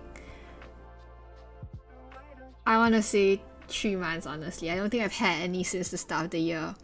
And I felt so alive because I haven't had real caffeine like that in so long. It was great, but I ruined my sleep for the next 2 days. So today I was like really sleepy also. And I try not to drink any caffeine to counter that because once I start, it's just another slippery slope to having to kick caffeine again. I like coffee, bro. I love coffee. It makes me so sad that I can't drink coffee.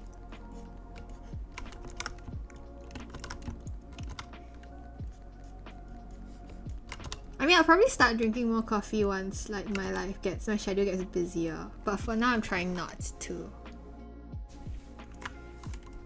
But if not, I'll just drink it decaf. Like an old grandma. My grandma doesn't drink coffee. I don't know what you're talking about. Every morning, like a Gen Zer who needs stimulation to function.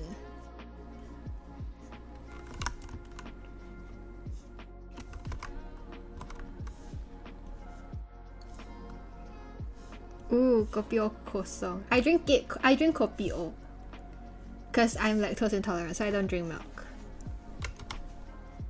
And I like kopi o. I like teh o and kopi o.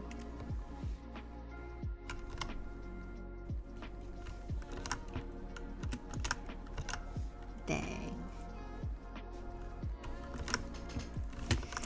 I will drink it kosong if I have to. I remember Chinese New Year. Oh, actually no, I drank coffee on Chinese New Year because I was so tired from like having... Was it because of QSMP? I think it might have been QSMP. I think I woke up early. Yes, because I woke up early or stayed up late to watch the Koreans, to watch Ago join. Then, because I think that was like 2 or something. So then the next day I was so dead that we were at a restaurant and I walked out to the 7-Eleven to get black coffee because I was so tired and I could not stay awake. Like, there was a whole ass lion dance happening at the restaurant and I straight up just wanted to fall asleep. So I left to go get coffee from 7-Eleven. Yeah. No regrets though.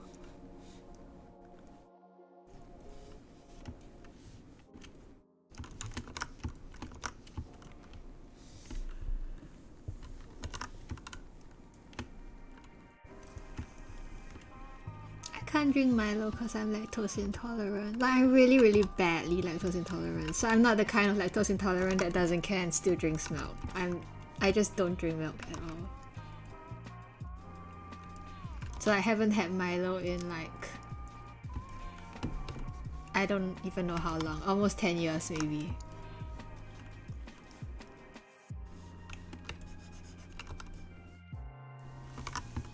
And now actually they have a non-dairy Milo, but it's made with almond milk and I'm allergic to almonds. So life just sucks in the Milo department for me. But it's fine. There's a bunch of other black coffees that I can drink that is not Milo. Milo kosong.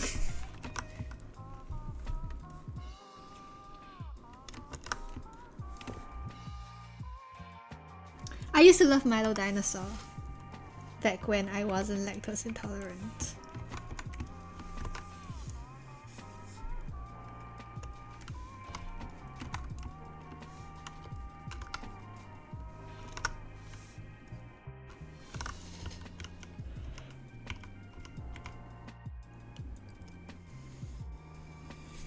To another, from one pit to another,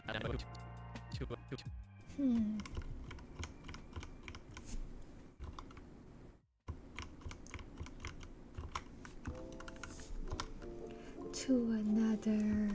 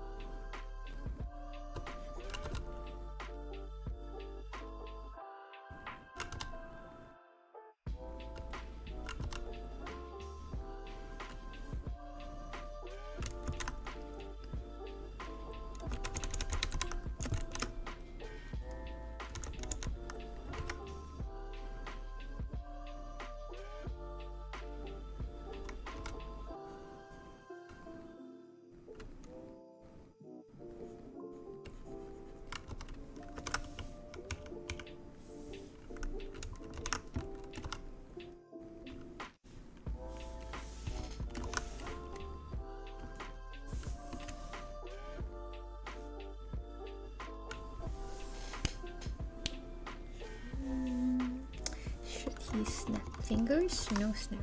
To another. From one pit to another. To another. One pit to another. From one pit to another.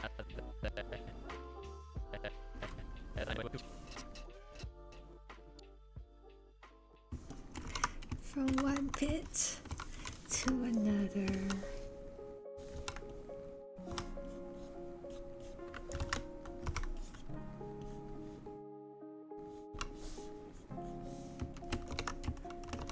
He has so many bangers in this monologue. I think I have it going longer. Like, I'm stopping it. The failures. Be remembered in this ground, but not with a name. With this nay. I think I'm stopping it here. So. From one pit to another. Their failures will be remembered in this ground, but not with a name, but with a distant nay. But this clip actually goes even longer. But I didn't want to animate like this part, because there's a lot of frames. Give me your fucking saddle, you no longer need it. Is the last time you will feel the gentle touch of mankind. Give me your fucking saddle. It's the last time you will feel the gentle touch of mankind. Like, okay, sir.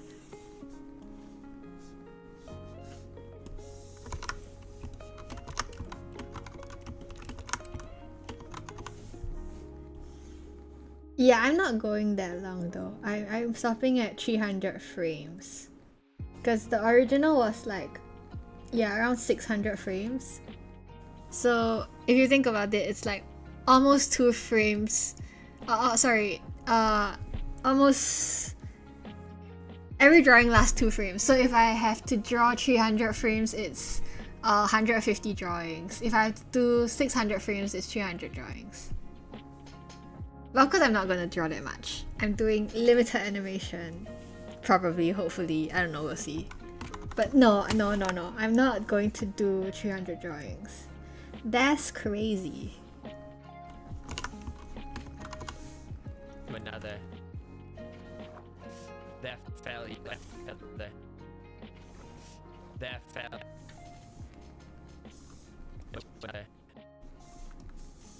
From one pit to another. From one pit to another. Okay, from one pit to another.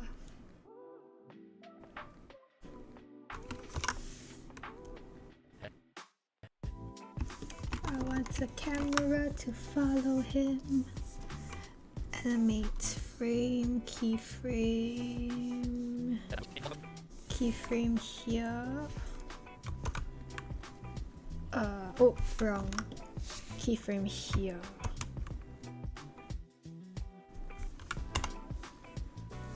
Okay. And then from one pit.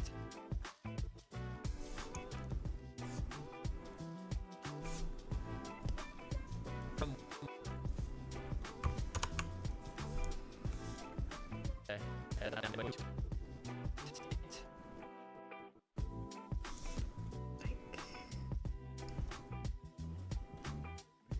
here.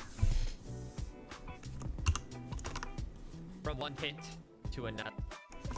Okay, and then this should ease.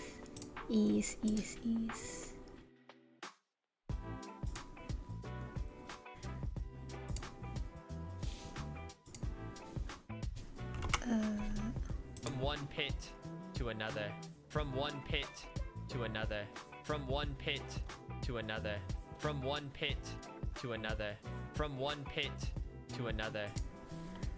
He...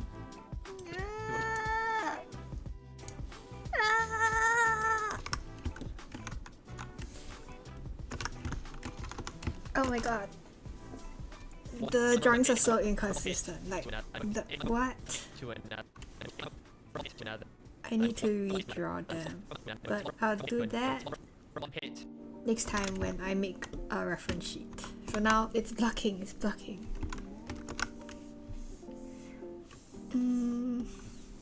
Let me think. Do I want to break this into a different scene?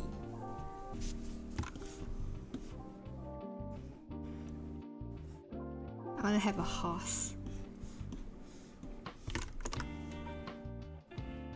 I think maybe I'll pivot to doing a character reference sheet for now. Blocking means I am blocking out the poses, the main poses. So I know, yeah, so this is blocking. This is like I'm drawing only the keyframes so that I know like what his body is like, what his pose is supposed to look like, and where he's going to be in frame.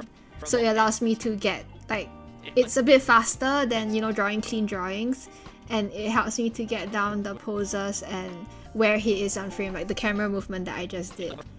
So that's blocking. That's the blocking stage. Usually it's blocking first and then rough, in which I do all the drawings and the in-betweens, and then clean up where you do the final line. So blocking is like the first stage, and it's the roughest and like messiest stage, where you try to figure out how it's gonna look. So.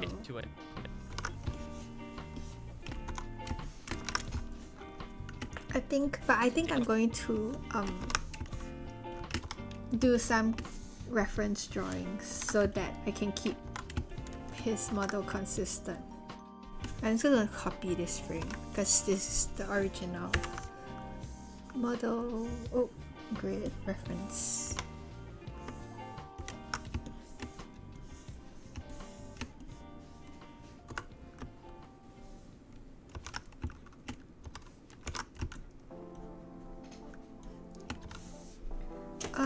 Do I have import reference?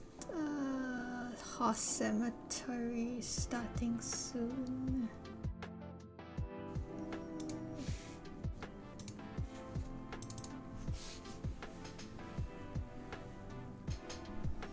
Blocking is basically keyframes, I guess, if you know what keyframes are.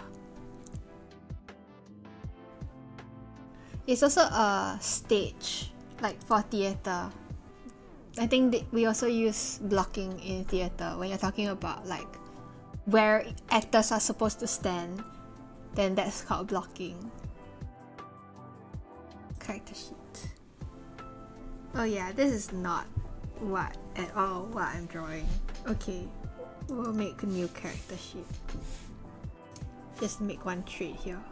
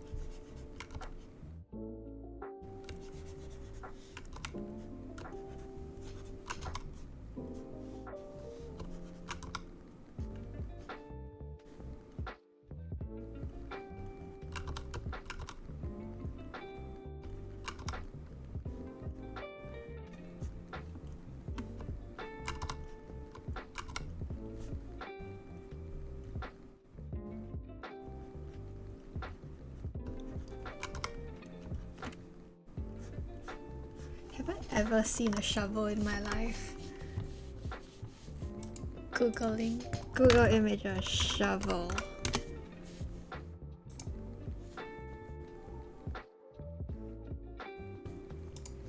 Okay, I'm looking at an image of a shovel, just so everyone is aware. I think this is close enough actually.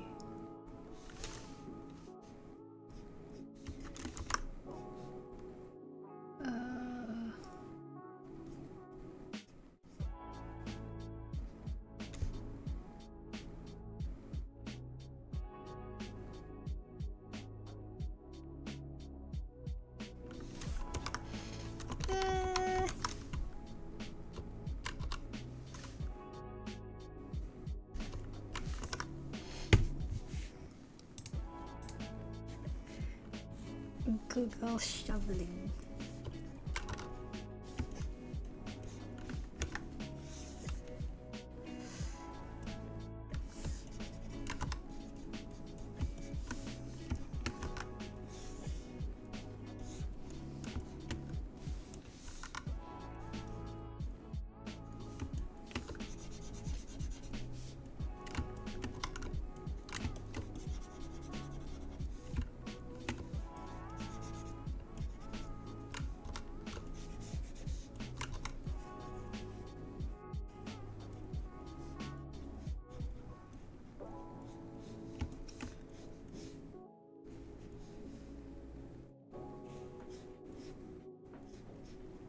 I actually haven't managed to watch any of the VODs with the new German member yet, cause I didn't have time.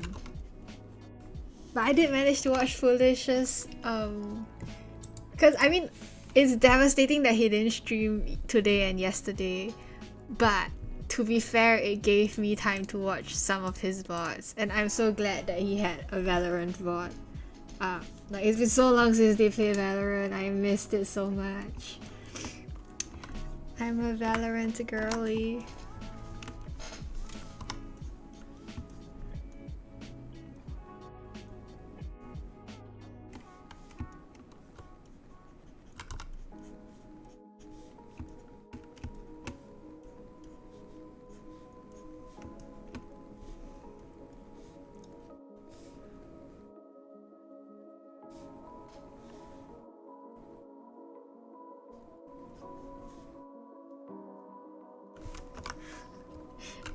Honestly, at this point, it's not even worth trying to catch up with the VODs. If you have a month, just watch new hunts.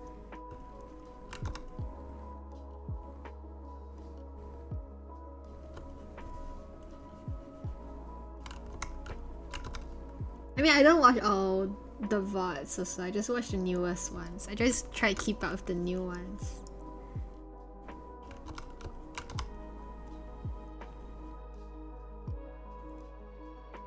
But did you guys watch the Liar Liar episode? It's on Tabo's YouTube channel.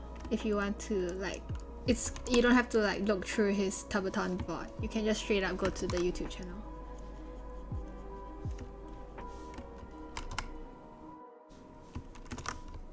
The Liar Liar episode was really fun. Yeah.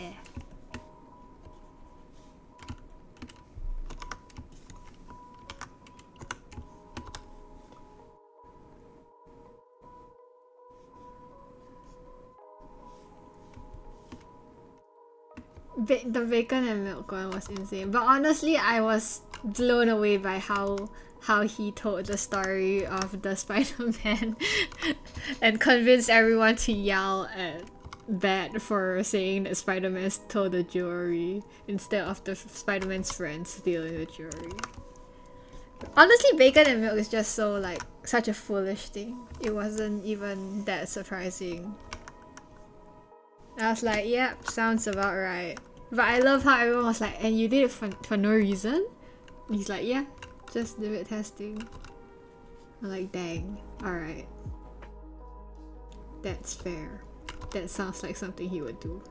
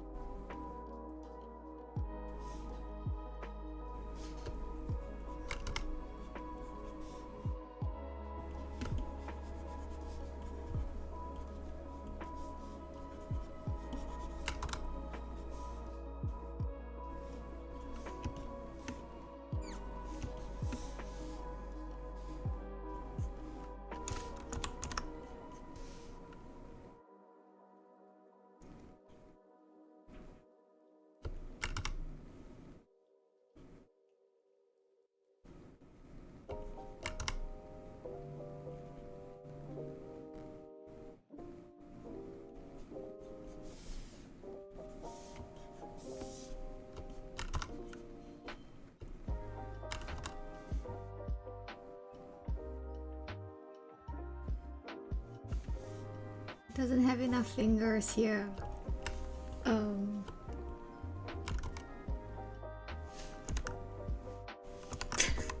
We just leave that. You just can't see one of them, is what that means.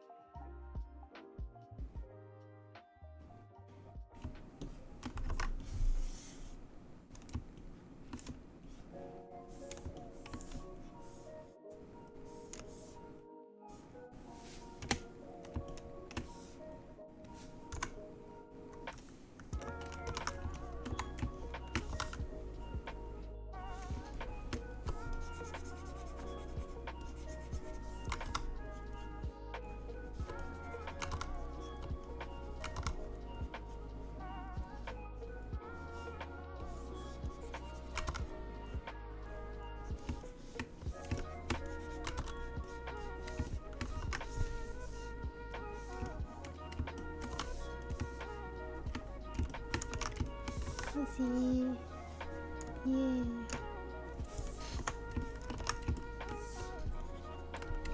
Just keyboard ASMR. I'm thinking really hard. I'm using all my brain cells.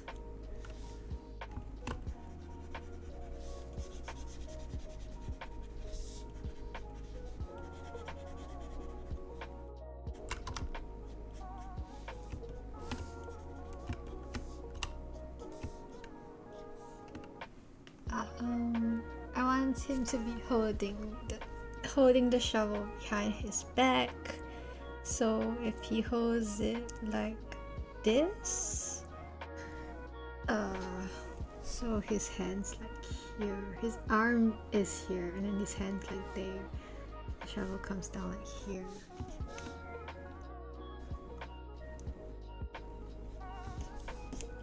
Something like this. And then if his hand is like this,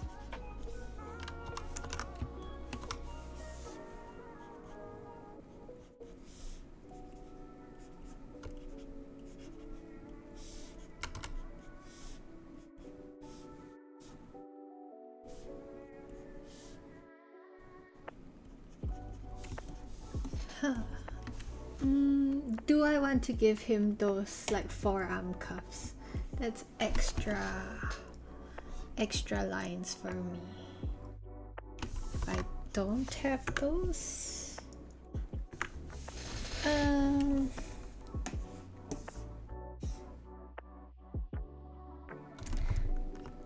okay.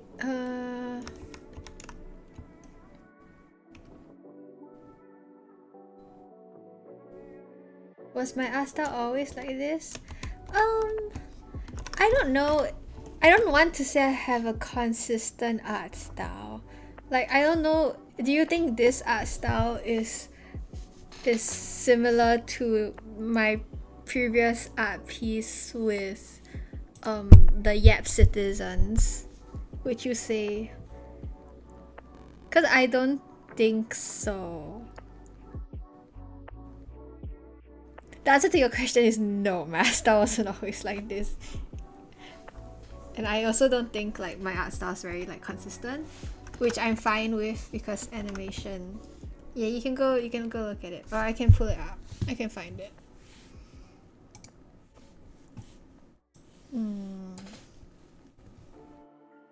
Sam SMP. Yep City. Like definitely the foolish design is not the same. Because this one that I'm drawing now is for animation. There's no way I would have animated this. I guess the face shape is the same ish. It's similar but it's a bit different.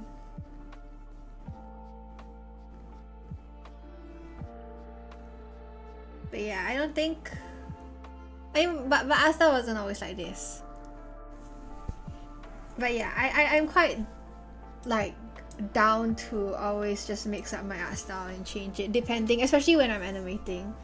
I'm also like lazy. I don't want to animate something too complicated, which is why I'm not animating that design, because if you notice, he has like a ton of straps and shit on his like on his pants, and that's a lot to animate. But yeah, I think my art style changes a lot. Like I don't think I necessarily want to or have a consistent art style. But I used to, when I first started drawing, I think I was very anime because I started with anime.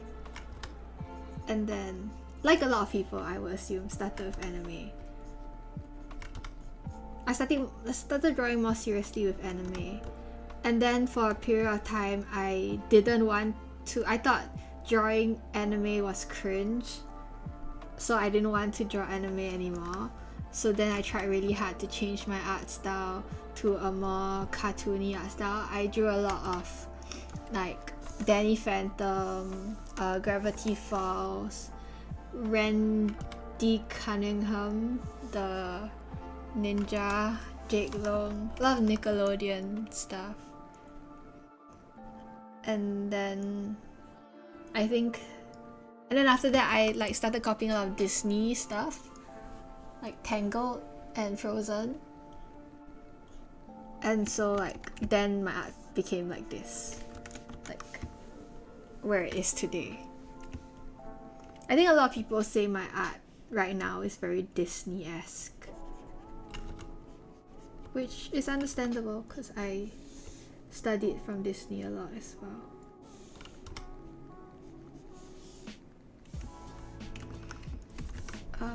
I'm gonna remove this. I don't want the arm things. He can have the like bicep things. That's good enough. The forearm things is too much. Yeah. Art style's a lie anyway.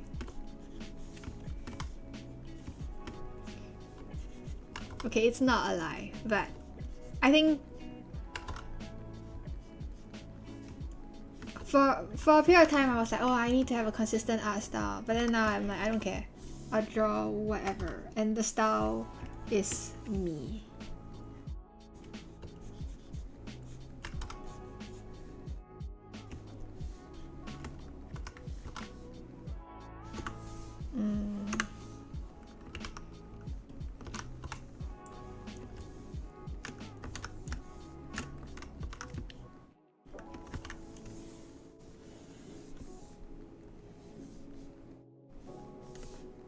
Slay. Yeah.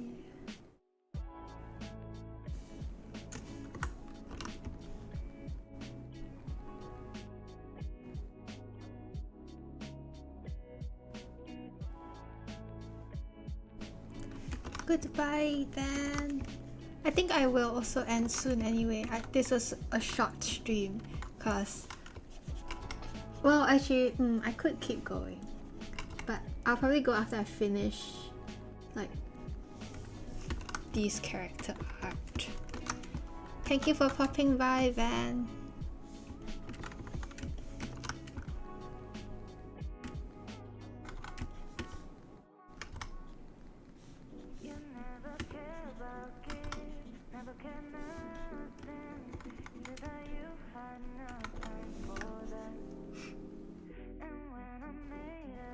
Yee!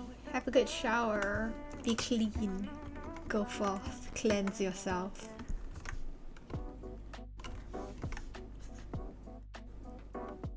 I'm gonna treat his shark bits as hair. He has long hair, but it's a shark.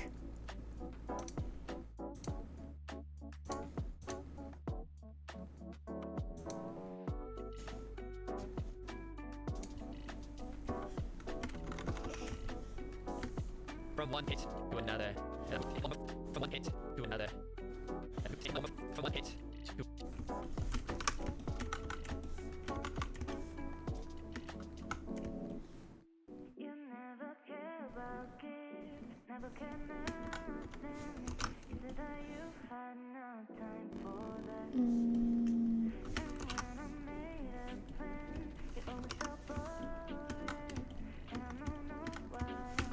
I guess I will try to line the reference.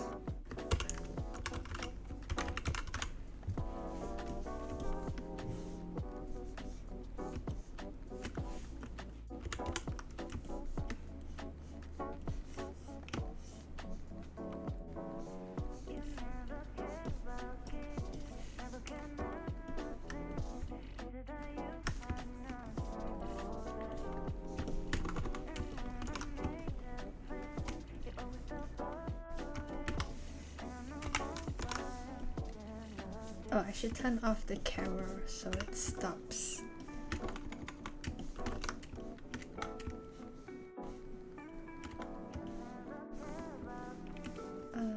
Reference key.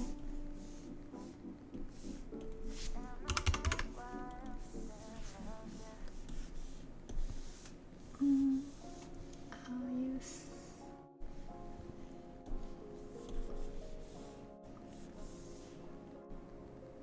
pencil or brush? Pencil or brush? Pencil. Okay, pencil.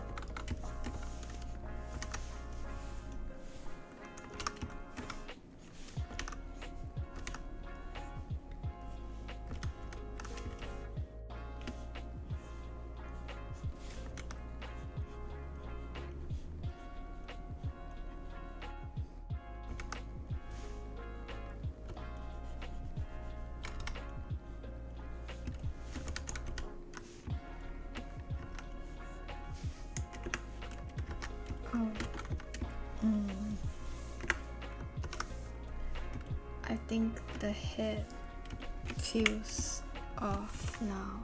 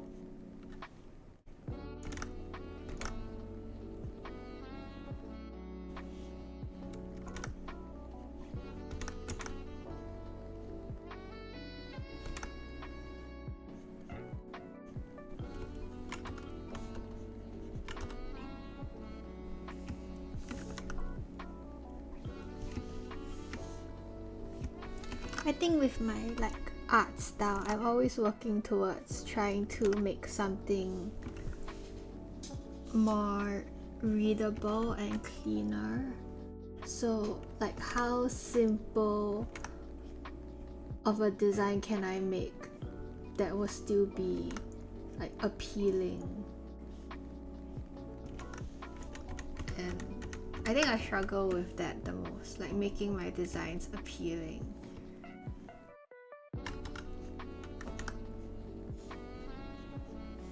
But we will slowly get there. We keep trying.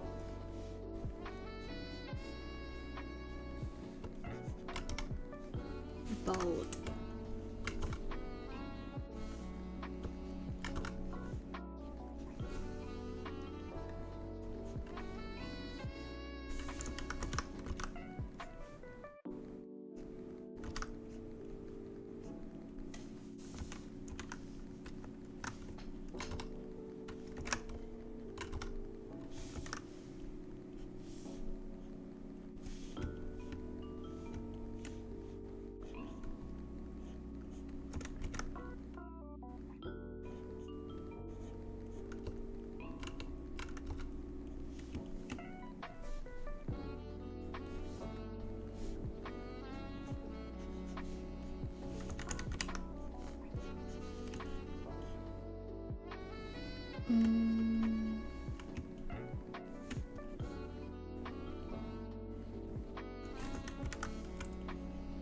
He just looks so bold. Dang.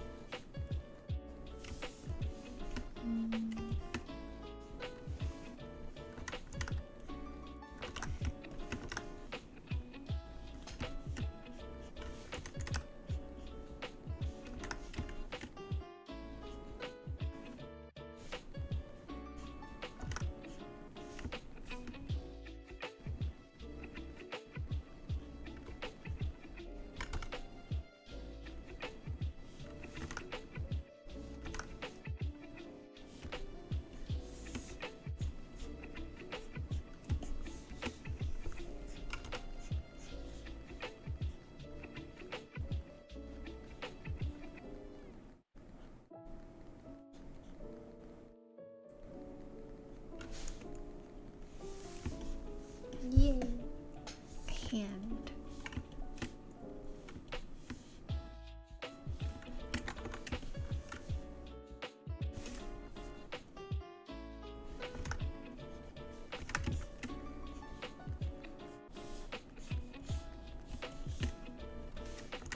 Sleigh hand. It's always nice when a hand comes out alright on basically the first try. I like drawing hands, but when you're drawing hands attached to a whole body, it's like, ugh. I need to make sure the head fits the body and everything looks alright. I think this is okay.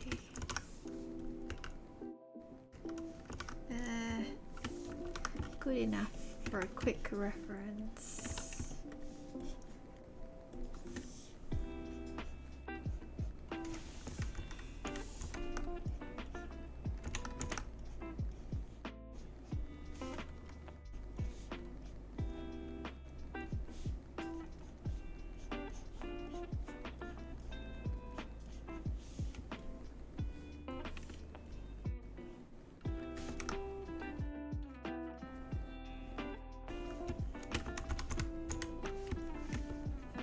this part, it's like, okay, so the hand, and then the thumb. Do I even need to do all that?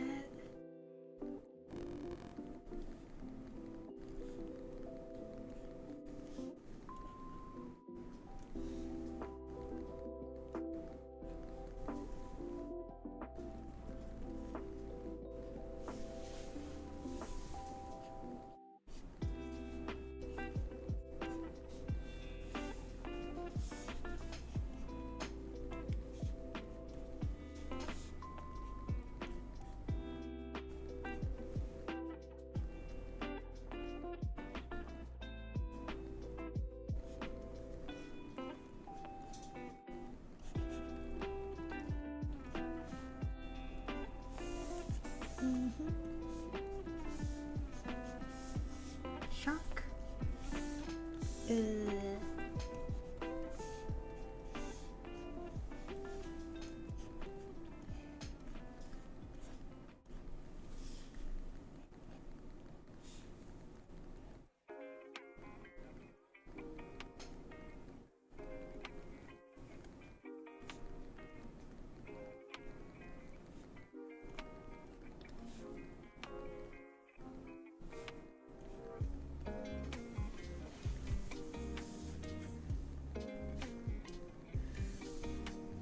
Oh, I forgot this eyebrow. Here. An eyebrow.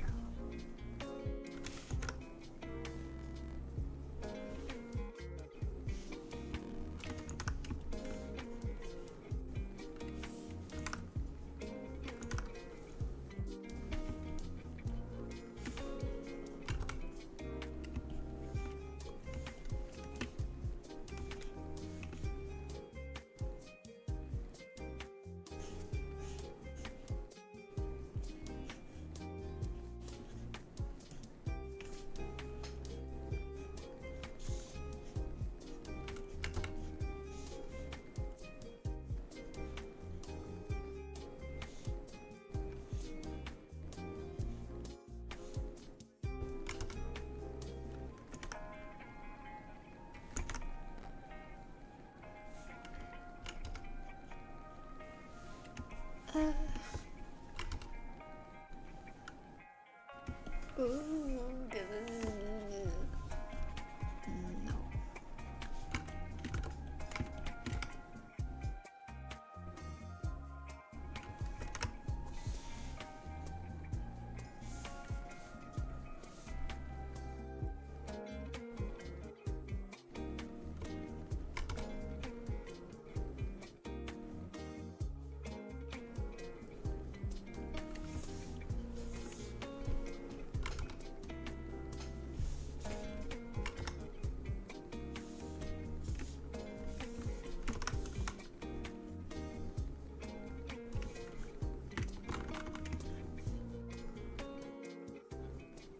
Hey, good enough. Haha.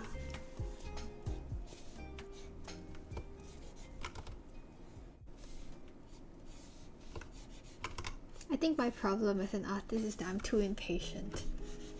I tend to rush a bit. I should try to learn how to take it slower. That's why I'm quite happy with the Fem SMP piece that I made on stream, because usually that kind of thing I would have rushed it and it would have been less good. Wouldn't have been as good, I feel, because I would have rushed it. But I think doing it on stream helped me slow down a bit.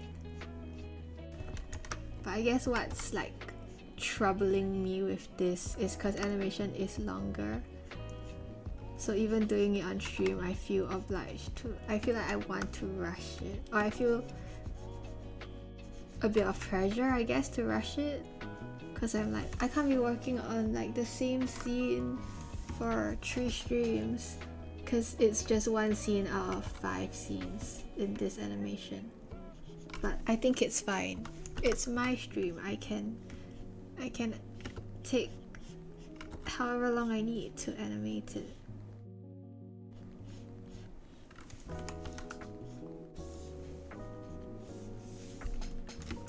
animation takes time, so I shouldn't punish myself for taking time.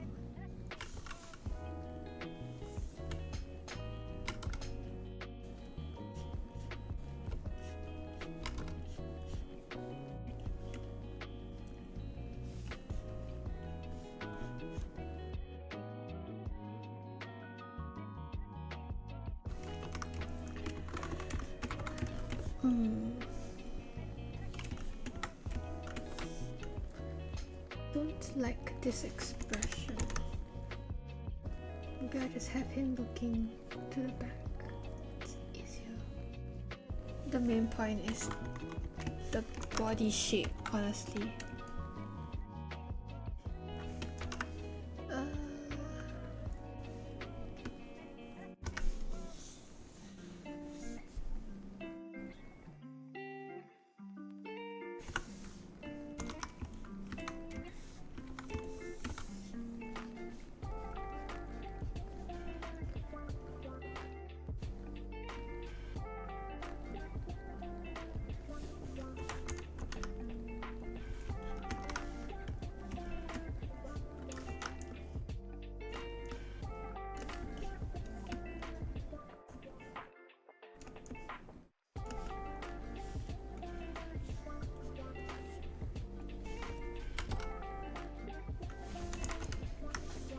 Shovel. Shovel.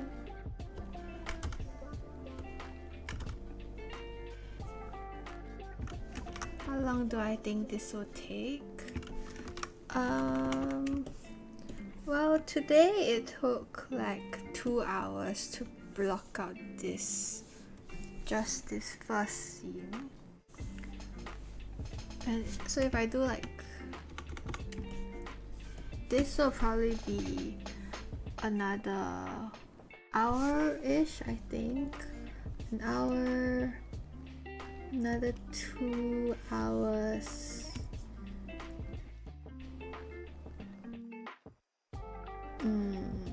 3 hours, 4 hours. To block it out, 4 hours. Quite a long time, I think. But okay, I should give myself a goal. I think I can definitely finish blocking everything out this week.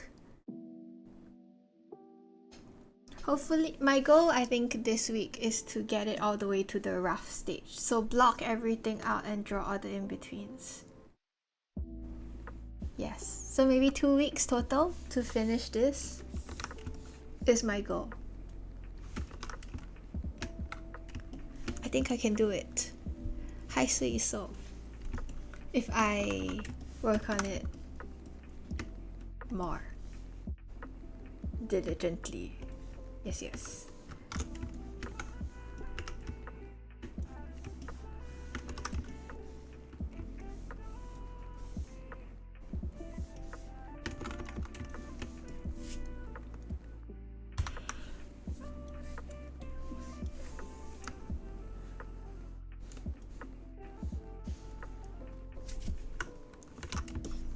Okay, but I think this will be it for today though, because I'm very sleepy. But I should be free tomorrow, yes. So I will hopefully work on this tomorrow also, and maybe get most of the blocking done. I don't know, I'll see how long it takes tomorrow. But I'm gonna keep working on this. I want to finish this. Me too. You too, sleepy. EP. Tengo sueño. Tengo mucho sueño. But yes, thank you for coming and hanging out and watching this short EP.